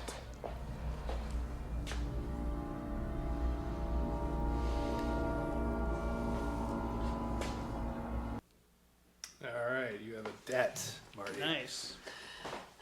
So obviously this is Cole talking hard into helping him out, and he was been working the case for 2 years and planned on continuing to work it solo until fucking Suck popped up and got on to him and started shit. So they drive to the storage. It's late at night, dark. Marty, as he gets out of his car, he whips out his gun and puts it in the back of his pants. We find out later it's a 38 with hollow points. And we see on the wall, one of the first things we see when they turn the lights on is where he spray painted on the wall Scars, Yellow King, and Carcosa. And he's got the typical kind of command room, with like all the evidence. Situation room. Situation room, there you go. Yeah. And I call it And the Man he's- Cave Mystery Club. Yeah. Right. And he's apparently living in his storage space, so. Yeah. Okay. Save a little time there. right. Yeah. And then he says that we find out that women and children have gone missing within 10 miles of schools funded by Tuttle's Wellspring Initiative. And we see the map with all the dots, and there's quite a few of them. And then we're reminded that there's no physical evidence connecting Dora Lang to Ledoux's place in the woods, and that the cops just kind of, swept that part under the rug, didn't really mention that, because it all fit in a little box and looked good, and they closed the case. How many lunatic, drug-dealing, Carcosan Yellow King serial killers are there? Right. Couldn't be more than 4. And then Rust informs him that there was also allegations of child molestation at the preschool funded by Tuttle back in '88. And then if that school shuts down and reopens 2 years later on Pelican Island under a new name, and Rhiann went there, another young girl. Or I'm sorry. Yeah, Rhiann, went the there, body another they found young girl. with the grandfather and the Right. So she's the one that went down as a accidental drowning while high. drowning victim, but she had the same cuts and stuff on her body and the same tattoo, of course. And then he says he also found out that a young male went there, and he was recently arrested for solicitation. So we meet this young male whose birth name is Toby, but he goes by Johnny Joni. Johnny Joni. And I like Johnny Joni. I started to write him down as a scene. transsexual, but he's not really. He's kind of Cross-dresser. He's a gender bender. He's a gender bender. Kind of a gender bender. Yeah, he appears to be semi-transgendered, but he's clear. he's Kinda got- like a he's Boy still- George with the But he has mustache. a mustache and everything, so he's Yeah, still, kinda he's still Boy George holding with on the to being male mustache, as well. That's why he calls himself Johnny Joni. He's Exactly. bi-gendered. He's He's bi-gendered. making it clear, yeah. Why not? So Russ went to see Johnny, and he said he felt. Johnny said he thought he had dreamed all the things that had happened to him. Right. He said he felt like he was still asleep, but he was awake but couldn't move. So that makes me think that they had drugged them in some way. I think. Well, I had a thesis that the Yellow King was a drug experience, and that especially Ledoux's speed acid combination, and here it might be including with a paralytic as well. Right. Because he's talking about like I thought it was just a dream, but I couldn't have been asleep and all this Right. stuff. That sounds like a psychedelic. I was buying that. That Yeah. sounded good to me. Sounds like a psychedelic plus a barbiturate of some sort. And then what he remembered were men taking pictures and sometimes doing other things, and that they all wore animal masks, so he did not know who any of them were. Right. And then we find out Marie Fontenot was the girl. Marie Fontenot. Fontenot, sorry. Yeah. She's the one that was chased by the guy with the scars? No, she was the one. who, somebody saw her being chased. She's the one on the tape. Sorry. She's the one on the tape. Yeah. And then a different girl saw the man with the scars. Right, Yeah. right. Around the same time as part of that investigation. Right. So that's where we find out that the guy with the scars on the face is also are reminded that he's also the one in the spaghetti face picture with the green ears. Right. And then they start talking about the old time Mardi Gras traditions and the animal heads. Courrier de and- Mardi Gras. There you go. Yes. I didn't have time to look up how to spell that one. It's like Courier Yeah. de Mardi Gras. Oh, okay. And then we find out what what Hart really wants Cole really wants is to get access to other files so that they can try to figure out what other cases are similar. Right. And Hart is the only one that has access to those files because he still has friends on the force and he still has good connections, whereas at this point, Cole's a nobody. Right. And a loony nobody to everyone Crazy else. fucking nobody. Yeah. And then we find out, or he talks about Eddie Tuttle, who's the senator of Louisiana. Right. And he's kind of at the top of the pyramid. He of had all been the this. governor. He's now the senator. Right. And now the guy whose house Marty broke into. That's Bruce Tuttle. Altman. That's Reverend Tuttle. Yeah. The guy that he interviewed. He's the one that got killed? Yeah. Oh, Yeah. I got He's the one confused yeah. on that one. Yeah. So he So he got two of killed his- probably because he was going to get blackmailed. I think is what his they tape say. went missing, Yeah. and so they The killed him. tape went missing, and so they think that other people that went cahoots with him thought he was going to be blackmailed, so they took him out. Right. Exactly. Right. So, Why he told anyone the tape went missing, I don't know. Yeah, So he that's must have so asked smart. to see it. right. Yeah. Something. And then that's where we find out that Cole broke into two of this guy's houses, and it was in the second house that he found the tape in the pictures. I love this. And he only reported the break-in of the house that did not have Right. Yeah. of course. things Of course. stolen. That was great. So I love the moment here with Rust. He says, "My life is one big expanding circular fuck up." Right. I was very aware that might have been on my mind, but he says, "I'm an ace B&E man." Yeah, And right as man. he's saying, "I'm an ace B&E man," they show him running across A tunnels really bad job of it. right in front of a Lights. searchlight. That's Yeah. like a moving searchlight that's looking Oh, yeah, for things. that's He real- ran right into that's it. real Now, ace. cinematically, they had to do that so we could see him. Right. Yes. But an ace B&E man doesn't run right up your front steps when you have a security system that includes searchlights. it's Well, funny, I didn't catch cinematically, you that, can show a but guy you're right. running through darkness and make it. I think it was an And see actual it. visual joke. I think he was reporting himself as being an ace B&E man when He was a fuck up. pretty much a circular fuck up. Maybe, yeah. Because that was a terrible breaking and entering job. I don't know why he didn't get caught. He didn't Yeah. get cut. Yeah. Because no one nobody was there. Nobody was there. The guys It's a vacation house. hired to watch the video were sleeping or jerking off or Right, something. whatever. So Marty goes to meet with Maggie, and it's his first time seeing her in 2 years. And he asks about the girls, and it's real clear that he is not a part of any of their lives. Yeah. And we learn that Audrey's an artist now who has psychological problems. And then he wants to know what they asked her when they interviewed her. And so she said they primarily asked about Rust and the fight in '02. And he, reveals that he's going to be helping Rust, and she's real surprised by that. Like, whoa, after all this time, you two just picked right back up? And he's like, well, it took some convincing. Yeah. See, I was surprised by this scene because it seems like they both really care about Rust. Well, To me, they do. in this scene. They do, I think. I think they do. Yeah. I think Marty, because of the way Maggie broke up with him, I think Marty, I mean, it's like, yeah, he would throw us to barbell. He's angry at the guy, but it's like you were being used. Yeah. And drunk. He and knows it everything wasn't else. his fault, but at the same time, he can't look at the fucker ever again. Yeah. Right, yeah, You know. yeah. I mean, But he that's- also knows that Rust is really, really after these guys who did this horrible thing, and I think he respects that on a level that. Well, once he's persuaded, which we haven't gotten Right, to yet, right. right? Yeah. Oh, So- okay. That's the moment that turns for him. Before that, I don't think he's on board. Okay. Right. Yeah. So then they go back into the scene at the storage warehouse, and we find out that there's pictures of little girls who are blindfolded, and they have those stick Antlers. antler trap things on their heads and stuff. This is really good, I thought, quote from Cole where he says, "I will not avert my eyes, not again." And that's when he had asked if he had watched the entire tape, and he said, "I had to, so I could see whether anybody ever took their mask off." Except for the, And yeah. you do have to. You do have to. You have to watch the whole tape. But what I like about this tape is, so I got to believe now, Marty saw a baby in a microwave. Right. And this other guy, Right. sheriff, has been a cop his entire life. And this is a tape that will make a hardened homicide investigator scream, "Ah!" so loud that you can Exactly. hear it from outside of a boat, like 50 yards, to 100 yards away. Yeah. Right. So they must have done something pretty. I mean, just raping somebody Yeah. or even just disemboweling them is not going to make you scream, "Ah!" No, Yeah, I think just watching them unzip and approach a girl stretch like that, it might have been because he already was like, I'm at my limit. I don't want to see this shit Maybe, anymore. maybe, yeah. No, I And that's why he think it left could have the been, force. yeah. Possibly. Yeah, I don't the other know, but sheriff I guy like- just screams "Ah!" too. It becomes a thing. This is the tape that makes you scream "Ah!" Yeah. I liked that they cut away from the video and just focused on Marty Yeah. for the horrible bits. And And yeah. then we That was feed great. off of Marty's reaction to it. Yeah. So we It's not purient. it's a No. hint that it's really something horrible. Even as you were saying, the hardened cop goes, "Oh my god."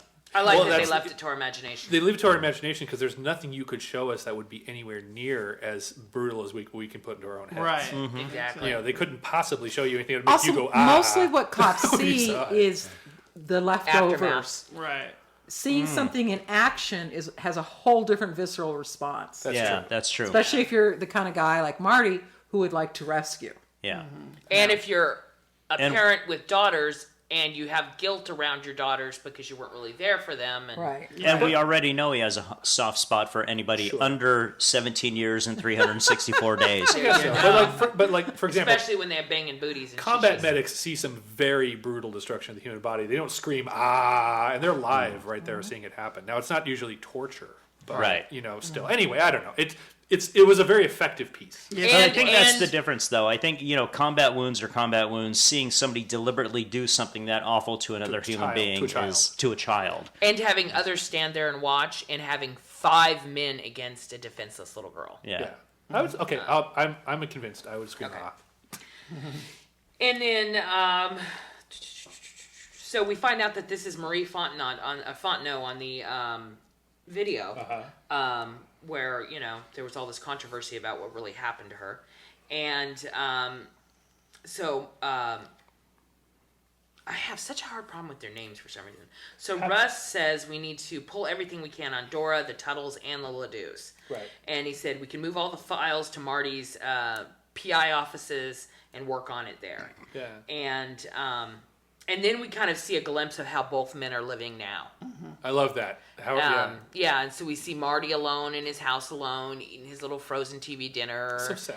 And Lonely man just dinner. pathetic. And you see Cole, carrying out bottles and bottles of beer and just looking all beat up and run down. And, Old alley cat Cole. I mean, he looks like a Ledoux now. Yeah. See, I didn't get that. Marty's business isn't doing that great because Cole asks him, "Is anybody going to be coming through?" And he kind of laughs and says, "No, not really." And he's in a little apartment eating TV dinners, but he's driving a new Cadillac. Right. You get the sense that he was successful enough at one point because his offices are huge. Right? Oh. For a PI office, that's a working PI office, Yeah. Yeah. and it's recently gutted. So Okay. I get this, and that was another part of the whole conspiracy thing was like, what was Marty being given a lot of business that just got taken away because of something, whatever. Well, and then Marty too starts talking about the databases that he has access to, and he's like, I can't afford as many as I used to. So Right. that shows that he's downsized his business considerably Right. from its heyday, I guess. Yeah. And then we see Hart schmoozing with his buddy for old case files, and he says he's doing some true crime writing. And if any way possible, can we do this under the radar so fucking suck don't find out? I love the subtle racism though. So first of all, fucking suck, very disrespectful, and then there's a racial joke that's really not a racial joke. Yeah. This is so Nick, is that he does things that are not what they are. Yeah.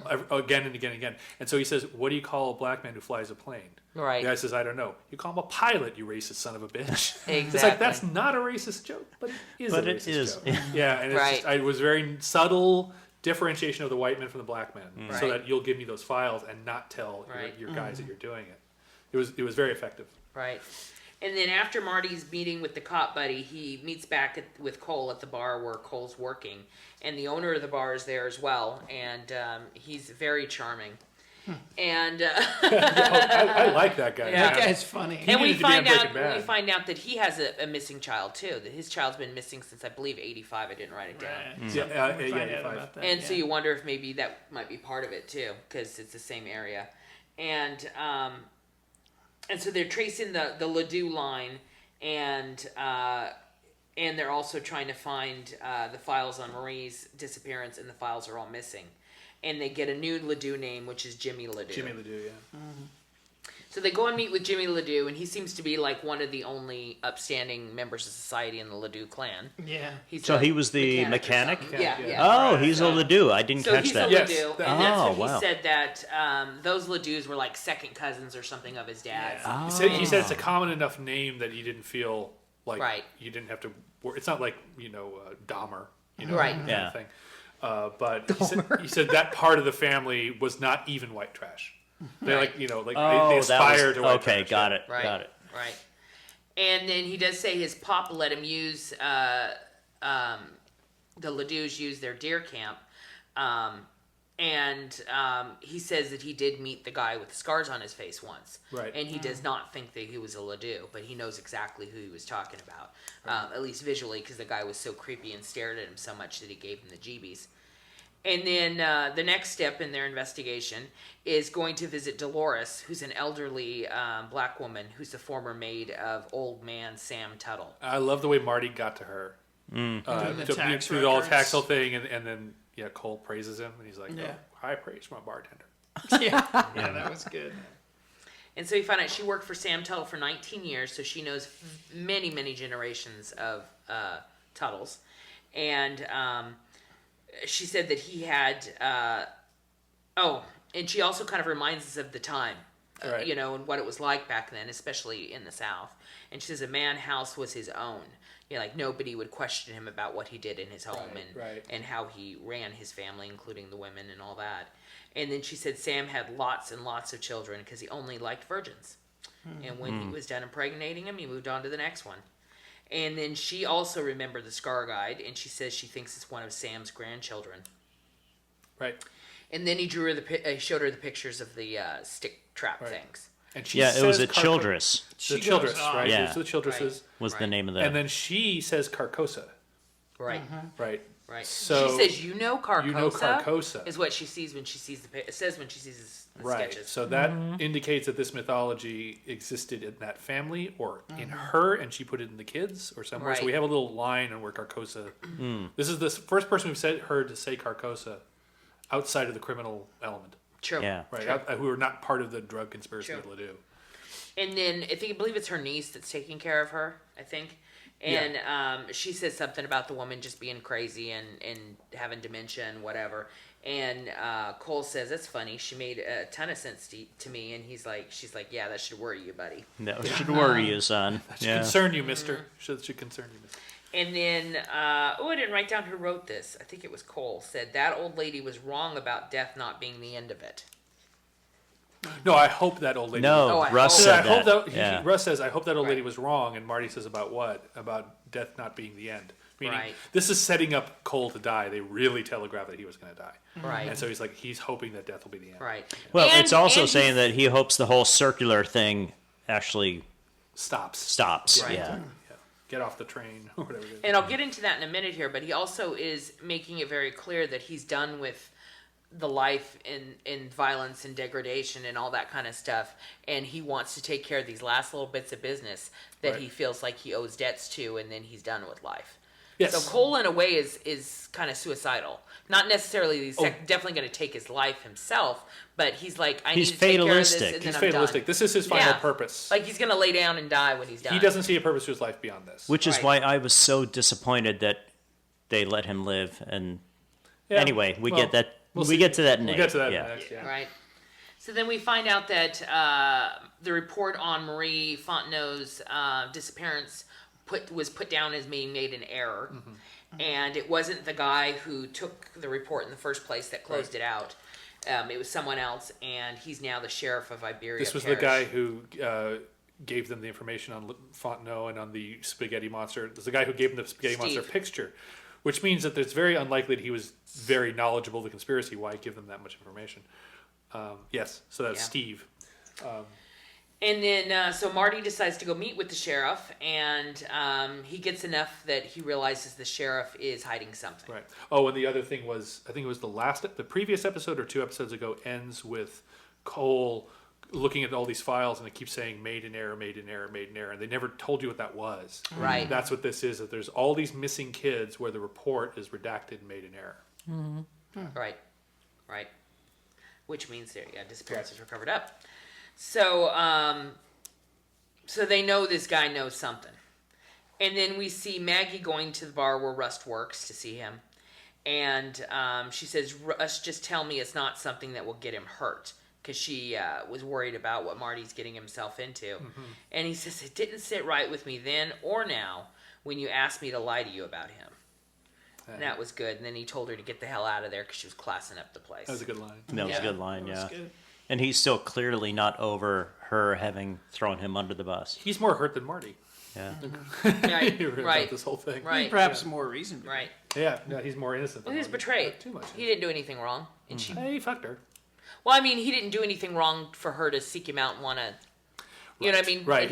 Until he fucked her, he didn't do anything wrong. She used him though She in a used way him. that he has a right to be mad at her. Well, yeah. And to his credit, he was both drunk and I think kind of in love with her a little bit. Or Totally. maybe- yeah. You can see it on his face. He's utterly crushed by Yeah. the idea Right. that she's not leaving Marty for him. Yeah. I mean, in his mind, she's leaving her husband and wants to be with him and is making this gesture. Right. And instead, she tells him, "I've just used you to make Marty mad," and you see it in his face that he Yeah. totally misread her intention. Yeah. And it was stupid of him too. He's mad at himself Right. because, of course, it's about Marty and that. Right. Yeah. Right. And then Marty asks Rust why he. I'm sorry. Rust asks Marty why he quit the force, and that's when he tells him the story about the tweaker that put his kid in the microwave. Right. And he was just never again. I just saw too much, and I can't see Now, anymore. this is another scenario from Heat. So that's 2 heats that That's interesting. Marty used. The baby in the microwave was a heat.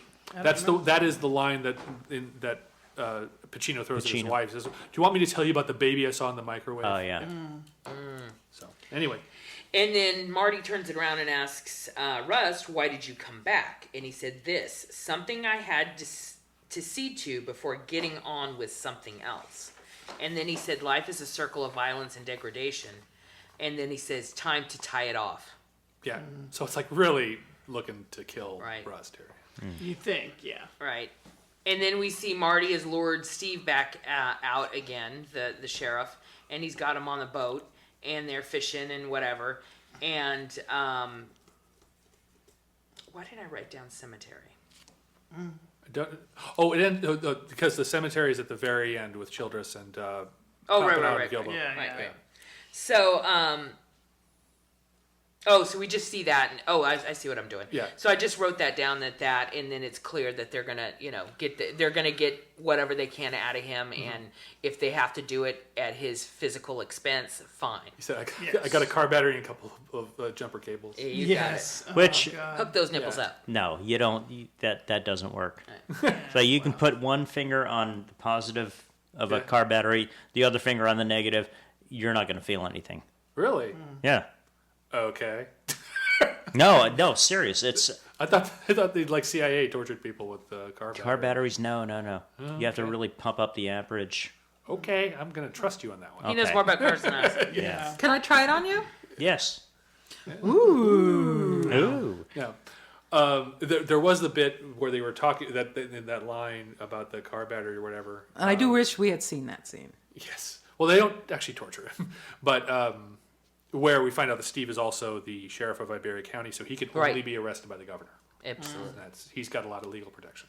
And then we see the two investigators, F and S. I'm gonna stop calling them that, but I ain't gonna try to pronounce it. Gilbro P and and G. Papa Yeah. Nia. So they come Gia? up on Lawnmower Man again, and this time we can see a real good look of the scars and stuff. And Well, at the end of the scene, Yeah, we don't see the scars right away. oh, that's true because the sun until is the kinda camera shining. comes That's true. around to That's the true. front of him and That's true. pulls in on him. Yeah. So they're looking for the black church that's back in there, that was back in there, that's no longer there. And they start talking to him, and then they just cut him off and kind of dismiss Lawnmower Man when, If only same they- kind of thing. Would When they have everybody eyes runs to see? into him, they just kind of like something happens and You have. His Yeah. last line is, "My family's been here a long, long time." I'm calling Right. a little bit of bullshit on this thing where people keep saying he's an exceptionally tall man with scars on his face, and every time they run across an exceptionally tall man with scars on his face, nobody stops. who's creepy as shit. And God, says, "Hey, maybe you're- I mean, there's just maybe. there's an exceptionally tall man with scars." Yeah. Right. Well, it's like you don't need green paint on the ears. You don't have to wait for See, that. that was the thing with that I didn't believe with Rust first seeing him at the school, Yeah, back in '95. because when you see somebody with burn scars or like a glass eye or a hook for a hand, you just remember those things. Right. Yeah. They Thank stick you. in your Well, head. Russ said his face was dirty. Well, Right. no. Yeah. No, it's bullshit. I'm calling bullshit. Yeah, me too. I call bullshit on green ears. I call bullshit on nobody thinking that the And- 6'5" guy with scars on his face might Not be just involved. that his face was dirty, the scarring is really on the right side of his face. Yeah. Yeah. And the left side of his face was facing Marty when they His met the first cheek time. was held Rust. against a stove. As if he were hiding. No, I'm saying the when he was scars. sitting there, though, Marty was looking at the unscarred side of his Rust. face. And Rust, yeah. and the scarred side was on the other side. I get it. I'm just saying, I'm So- calling some bullshit. Yeah, Because Yeah. they investigated scarred guys. They did a whole time looking at Right. scarred guys. It's like, you're going to eventually find this. The APB, Yeah, yeah. right. Yeah, You yeah. would So think. anyway. Right.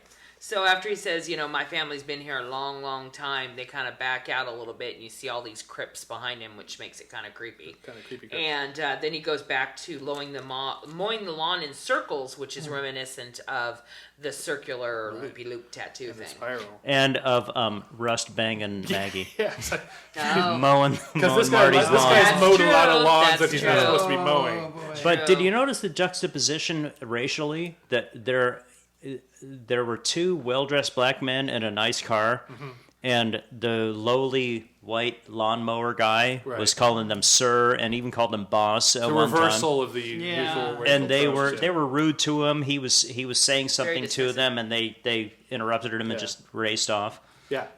No, they definitely reversed the racial Yeah. code. Well, I thought that was actually really intentional because it shows how this guy could hide in plain sight. Yeah, he's Yeah. dismissed by everybody. Right. He's just a lawnmower It's seems guy. learned. harmless. It's He seems learned. He harmless. learned it through his own child abuse to totally be to play dead possum around authority, and then sneak around them, and then you can get away with anything you want. I mean, Yeah. when you're beat up as a kid, that's the authority thing. You're going to learn that. Yeah, but So that's that a was different it's thing like a than survival technique. that. That, but it's a different thing than the racial juxtaposition Yeah, from no, what it would I have hear been what you're just saying. Yeah. Yeah. a dozen years ago. Well, Yeah. 30 years Or 30 ago. years or so. ago. 20, Yeah. 30. But, all right, well, let's finish up our listener feedback for the topic of the ending. And now for what did you think of the ending? Yes. Hannah Loveless Pal Al. True Detective was like a novel, but it was not a novel. We need to let the comfort of hoping that there will be more or different or better go, because it's simply not a book. It's also like a TV series, but it's not a TV series. So I had to let go of the usual TV watching skills I have because they weren't working. They aren't wrong or stupid or bad and will still work for TV, but they're not helpful here. It's like playing a 45 record on 78 speed and saying the music really sucks. True Detective's opening night lasted 8 weeks, but there is no reason to ever again have to watch it like that. In fact, we can loop them together and the story remains unchanged. Calling it episodic only describes how it was first presented to the world. And I'm really happy to have been right there in the middle of a global unveiling of a work of art that has me using all of the art interpreting parts of my brains in a new way. Hey, I like her. Where'd she come from? From our She's group. one of our. She's a newbie. Ooh, Yeah. I like her. Who is that? That's Hannah her Lovelace stuff. Powell. She's one of our. Yeah, Oh, she's cool. really One of our fun to True follow in the Detectives. group. Hopefully she hopped over to Nattercast and hangs out for I us. hope so. Come on over, I Hannah. think she did. I'm not sure. And I'm really happy to have been right there in the middle of a global unveiling. Okay. The finale was the equivalent of a flat tire on the way home from a trip to Disneyland. Since we've got all the tools to fix it with, I'm not going to let it ruin my whole vacation. And on down the road, it becomes part of the vacation story. I think that actually nails it pretty well. Very That good. nails it really well. Very good. The thing is that this guy usually writes novels, Yeah. and he wrote a TV show. But I think that's why the characters are so well written. They're so deep. Yeah, I'm reading Galveston now. It's True Detective. Uh-huh. Yeah, pretty much. It's got It's a. about the guy with the cancer. He's dying of cancer, and so he's going on one big job, final job type of scenario. Yeah. Again, it's a little tropey, a little cliched, and I think that's his Yeah. thing is he plays with cliches and tries to make them rich. But also, because it's a novel, you really get to know the character. You Yeah, get... I'm only about 40 pages in, but yeah. Okay. Yeah. Have you read it? No, I haven't. But I'm just thinking of as a screenwriter myself, I write biographies for each of my characters, and I try to get so deep that you know how they'll vote, what they think Sure. about different social things, Where they went to school, how they grew up, and the deeper you get, children of divorce or not. exactly, and the deeper you get that way, the more believable your character is, Of course. and the more people relate to them. Yeah, he does great characters. His Yeah. plots are a little, so far, like Right. Yeah. thin. Yeah. But the characters are so good they fill them out. Yes, yeah. And also we have a piece from Matthew Kirsch. The aura of incompleteness in the finale was a good thing. Around the second and third episode, I remember feeling like I'd never seen a show so abundantly packed with blatant idiosyncrasies in every scene, some of which were clues into what's going on, and others just misdirection to keep you thinking. It kind of taught us to never attach an assumption to a piece of evidence and bend the narrative. Right. And he's got those are was good. quotes, yeah. They could damn well teach this show in a college course on criminal investigation. And finally, Sue Mitchell Richardson. Amazing and wonderful that so many people got so much from this. It pulled so many out of their normal life routine, mind spinning, thinking this through, rethinking possibilities, meanings, clues, just exercising our minds. My son laughed and told me to just sit back and enjoy the ride, that I was working way too hard thinking. For me, that was part of the excitement. Boy, I agree. Yeah. Some people enjoy a good run or workout. I feel like that is what we just went through with True Detective. So it's pretty solid. All right, All right. so before we roll into the ending, we got a little more audio, and then we'll wrap this puppy up. I tell you, Marty, I've been up in that room looking out those windows every night here, just thinking.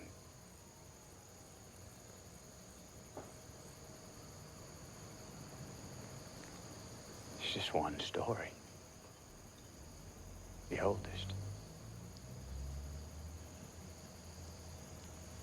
What's that? Light versus dark. Well, I know we ain't in Alaska, but it appears to me that the dark has a lot more territory.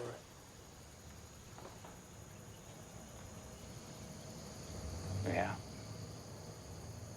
You're right about that. Yeah. Yeah, what? She pointed me in the direction of that car, man. I spent enough of my fucking life in hospitals. Jesus. No. You know what?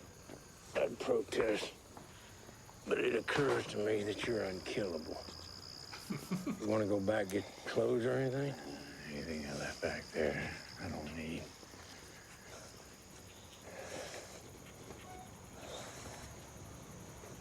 You know, you're looking at her on that sky thing. How's that? Oh, once there was only dark. Let me ask, any lights went in?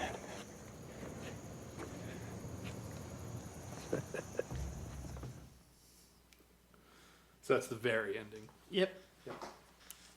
All right, Mr. Littlefield. All right. Take us home, So please, sir. episode 8, the big finale, Form and Void, and we open up on the crazy guy's name is Childress. Childress, yeah. Childress. Errol Childress. I also refer to him as Scarface a lot. We open up on his crazy house, and we see he's talking to a victim who's tied up. And as if the scene weren't creepy enough, he refers to the guy as Daddy. So, and things get very strange. We see the house. It looks like it's sort of a combination of Hoarders, Texas Chainsaw Massacre, and here's Honey Boo Boo without the kids. It was Texas Chainsaw Hoarders. it was a bit much, I thought. Well, didn't Dolores say that his father did the scarring to him? Right. So maybe Yeah. he's like getting back at Dad now. Because he called him Daddy, yeah. I think it is his father. Okay, yeah.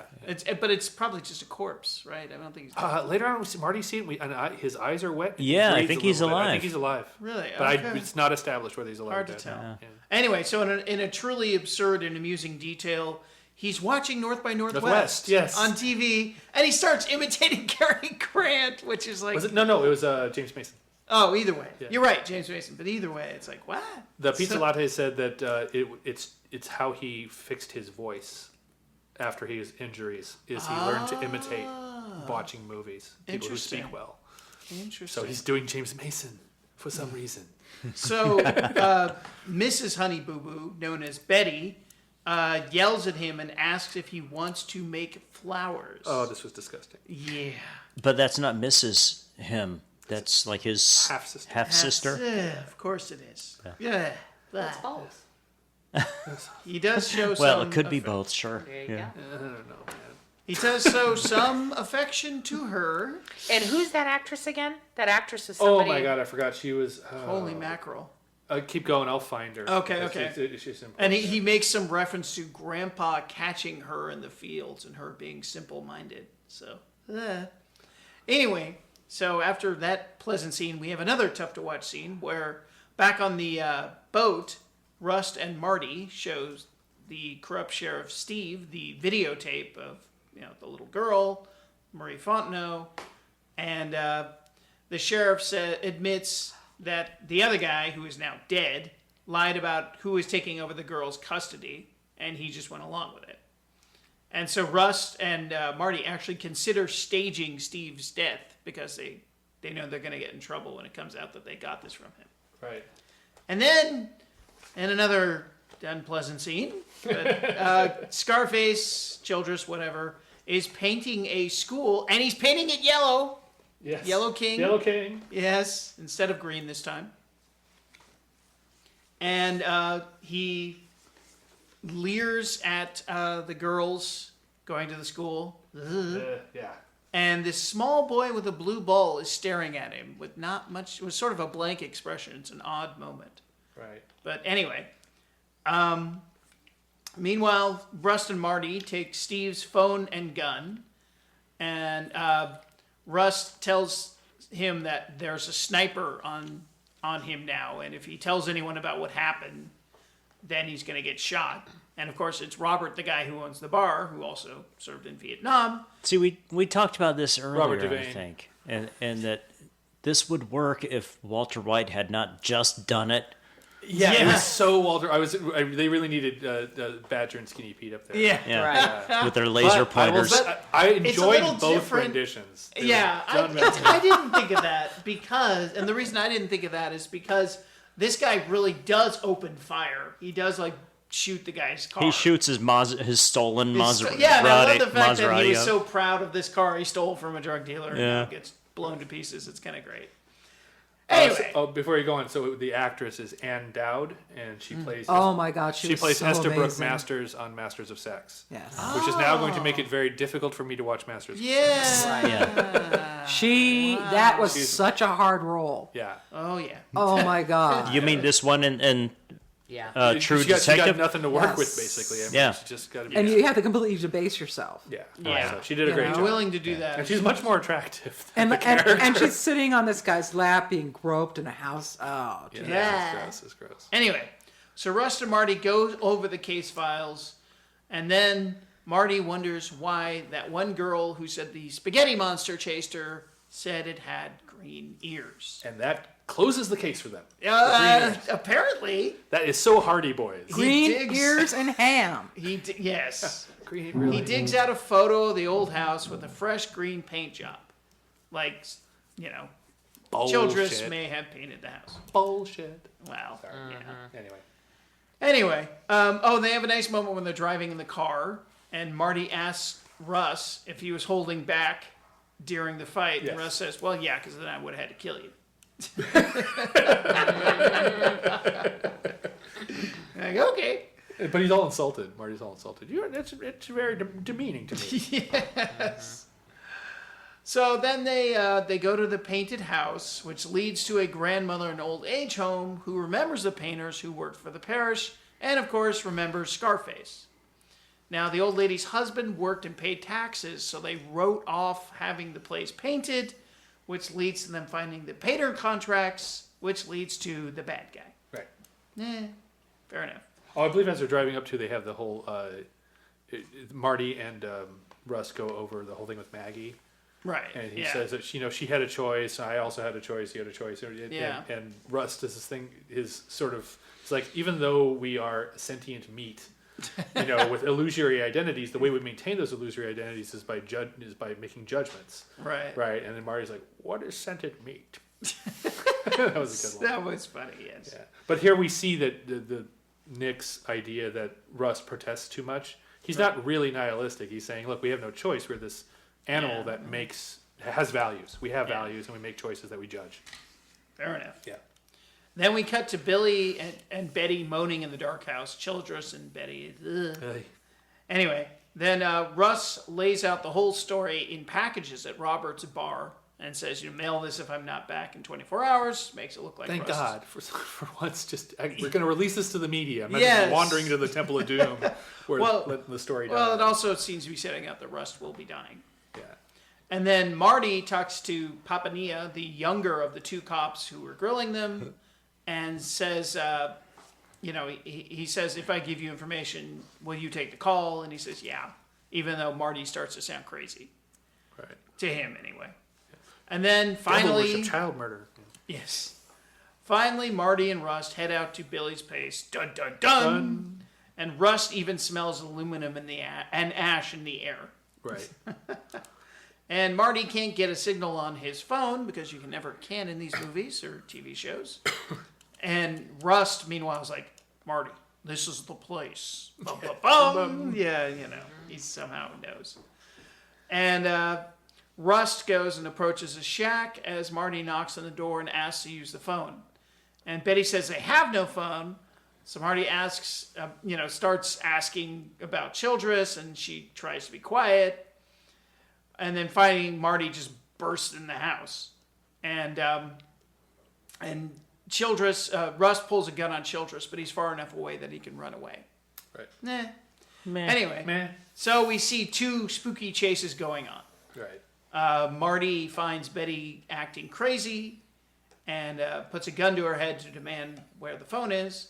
Meanwhile, Russ chases Billy into the standard issue serial killer spooky catacombs that they all seem to have in their backyard or whatever. That's going to go running into... This is Yes. like so Glenn on Walking Dead. Go running into the tunnel, Right. Having a gun doesn't really help you. You don't know anything about this spot. He's taking you straight to a trap. Yes. Stupid. Yeah. Well, yeah. No. And especially the way he's taunting you into it. Yeah. But it's episode 8, and it has to. It has to end. But this is so Temple of Doom. And it has to end with Rust and Marty together. Anyway, bleeding, holding on to each other. What ends up happening to him is what would happen to you. So Yes. at least that is that. So Pretty much. Russ calls for Marty to follow him, and he does, but he's still pretty far back. Childress tells him the tunnels are Carcosa, and he starts rambling insanely. Marty doesn't know what's going on. Rust sees a black hole in the wall. Oh, he sees a spiral. Spiral, You see, okay. yeah, so he Yeah. he has his spiral hallucination. Yes. That parallels Childress's own. Childress has a spiral philosophy. Yeah. Right. So the two of them are sort of on the same wavelength about that. Finally, he finds Childress, and they have a big fight. Right. And Rust is stabbed, but Marty saves him, and then Rust saves Marty. Yeah. So And we did see the Yellow King too. There's a shrine with the uh-huh. yellow wings. That's the Yellow King. didn't catch that, but okay. Yeah, but the Russ getting stabbed, he not only gets stabbed, he gets picked up Lifted up. with And it's the knife, and as it's if a there's gut stab. enough Jesus imagery on this guy. It's right under the rib cage. Oh, I On the didn't right notice side. that. Yeah. Oh, so okay. It's So the funny. spear of Longinus. Yeah. Straight up off the ground. Yes. And they didn't have water flushing out of there? No. Okay. That And would of have been a course, bit as, much. as with always these kinds of scenes, Childress suddenly is super powered like Jason for the Friday the 13th movies.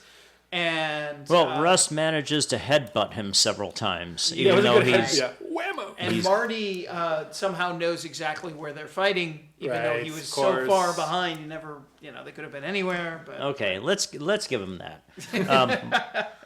it's still kind of ridiculous. And Rust absolutely would have bled out by the time anybody got to them.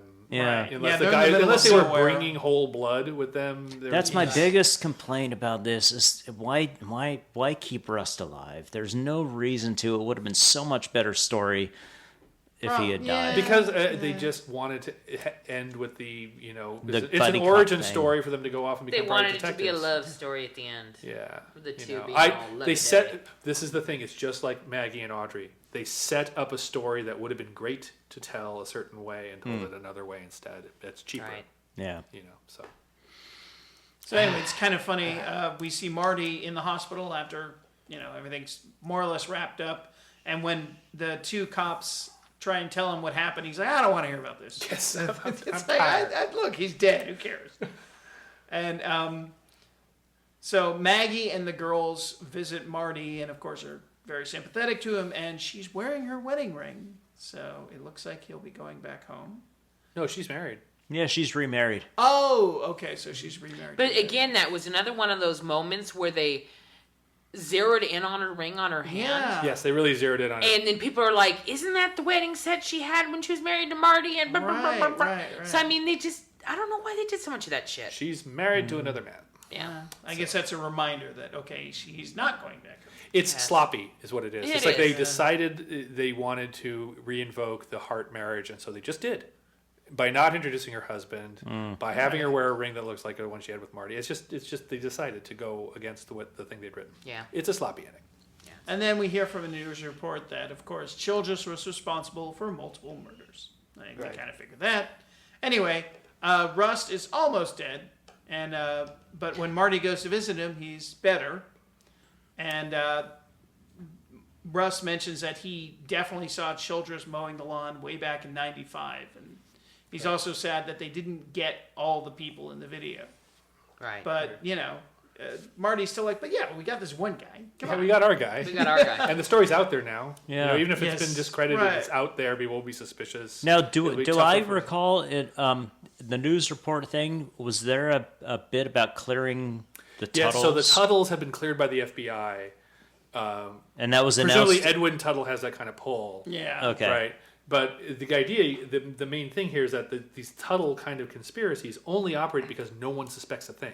Mm-hmm. So once this suspicion is out there, it's a lot more difficult for them to operate at all because it'll just be people will keep looking at little connections. And so that's the hopeful element of this story is that even though they didn't nail the conspiracy can't operate the way it used to. Now that it's been suggested that they exist. That just makes it a lot tougher. But they'll still be doing some crazy shit. So. Now, there's a very lovely shot of Childress's house and the various bayous and fields that we've seen in crime scenes early in the show. It's kind of a nice little visual wrap-up. And then we see Marty reeling Russ out of the hospital, and he gives him a present, which is Camel cigarettes, because why not at this point? You know? What's in the box? Nothing's killed him yet. Yeah, like you said, nothing's Have killing a pack him. of smokes. He seems unkillable. Yeah. And then Russ talks about how when he was in the darkness and he knew his daughter and his father were waiting for him. Yeah. And but he and in the darkness there was nothing but his daughter. Wife and daughter, not father and daughter. Father. right? No, it's father. Father, Father? really? Yeah, he says father. His Which is wife is strange because he alive. didn't seem to get along Oh, with that's his right. father That's there. right. Yeah. Wow. As far as we know, his wife is That's alive. right. Yeah. As far as we know, his mom's alive. Maybe. Yes. Anyway, Marty reminds Rust how he said he used to make up stories about the stars when he was a kid in Alaska.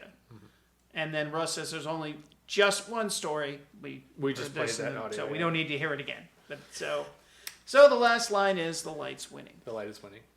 You know, and so that's one of those things. They sold themselves a happy ending. You know, Yes. that doesn't fit with It's what they too were. happy. See, that's why this was written by a novelist, and in a novel you could sell the happy ending, but it takes a long build up to sell it. Or they could have sold it. I mean, I don't mind the happy ending if you're building to it over the previous two episodes. Oh, sure, yeah. If you have some notion, it really felt. I agree with you, Gary, that they were really setting Cole up to be killed. Yeah. And to just say, you know, oh, he almost gets killed, and then has this revelation. It's like you're just being tricky. You know? Well, also that he is the cynical guy who's always down on religion and even down on the entire human race, who now seems to sort of believe in an afterlife after having this brush Or with death. an afterlife, or that death will be pleasant. I think that's the main Right. thing. That Yeah. that he'll be reconnected to his memories of this world. You know, whether he's going to repeat it forever or go to heaven or whatever, it doesn't really matter. Yeah. So, all right. Well, ladies and gentlemen, thank you so much. Another season in the can. Another season in the can for True Detective, and we will be starting up our Game of Thrones in 10 days. 10 days. Countdown. So please follow us with that if you're a Game of Thrones fan. And, you know, until then, I guess the light is winning. Ladies and gentlemen. Good night. Yes.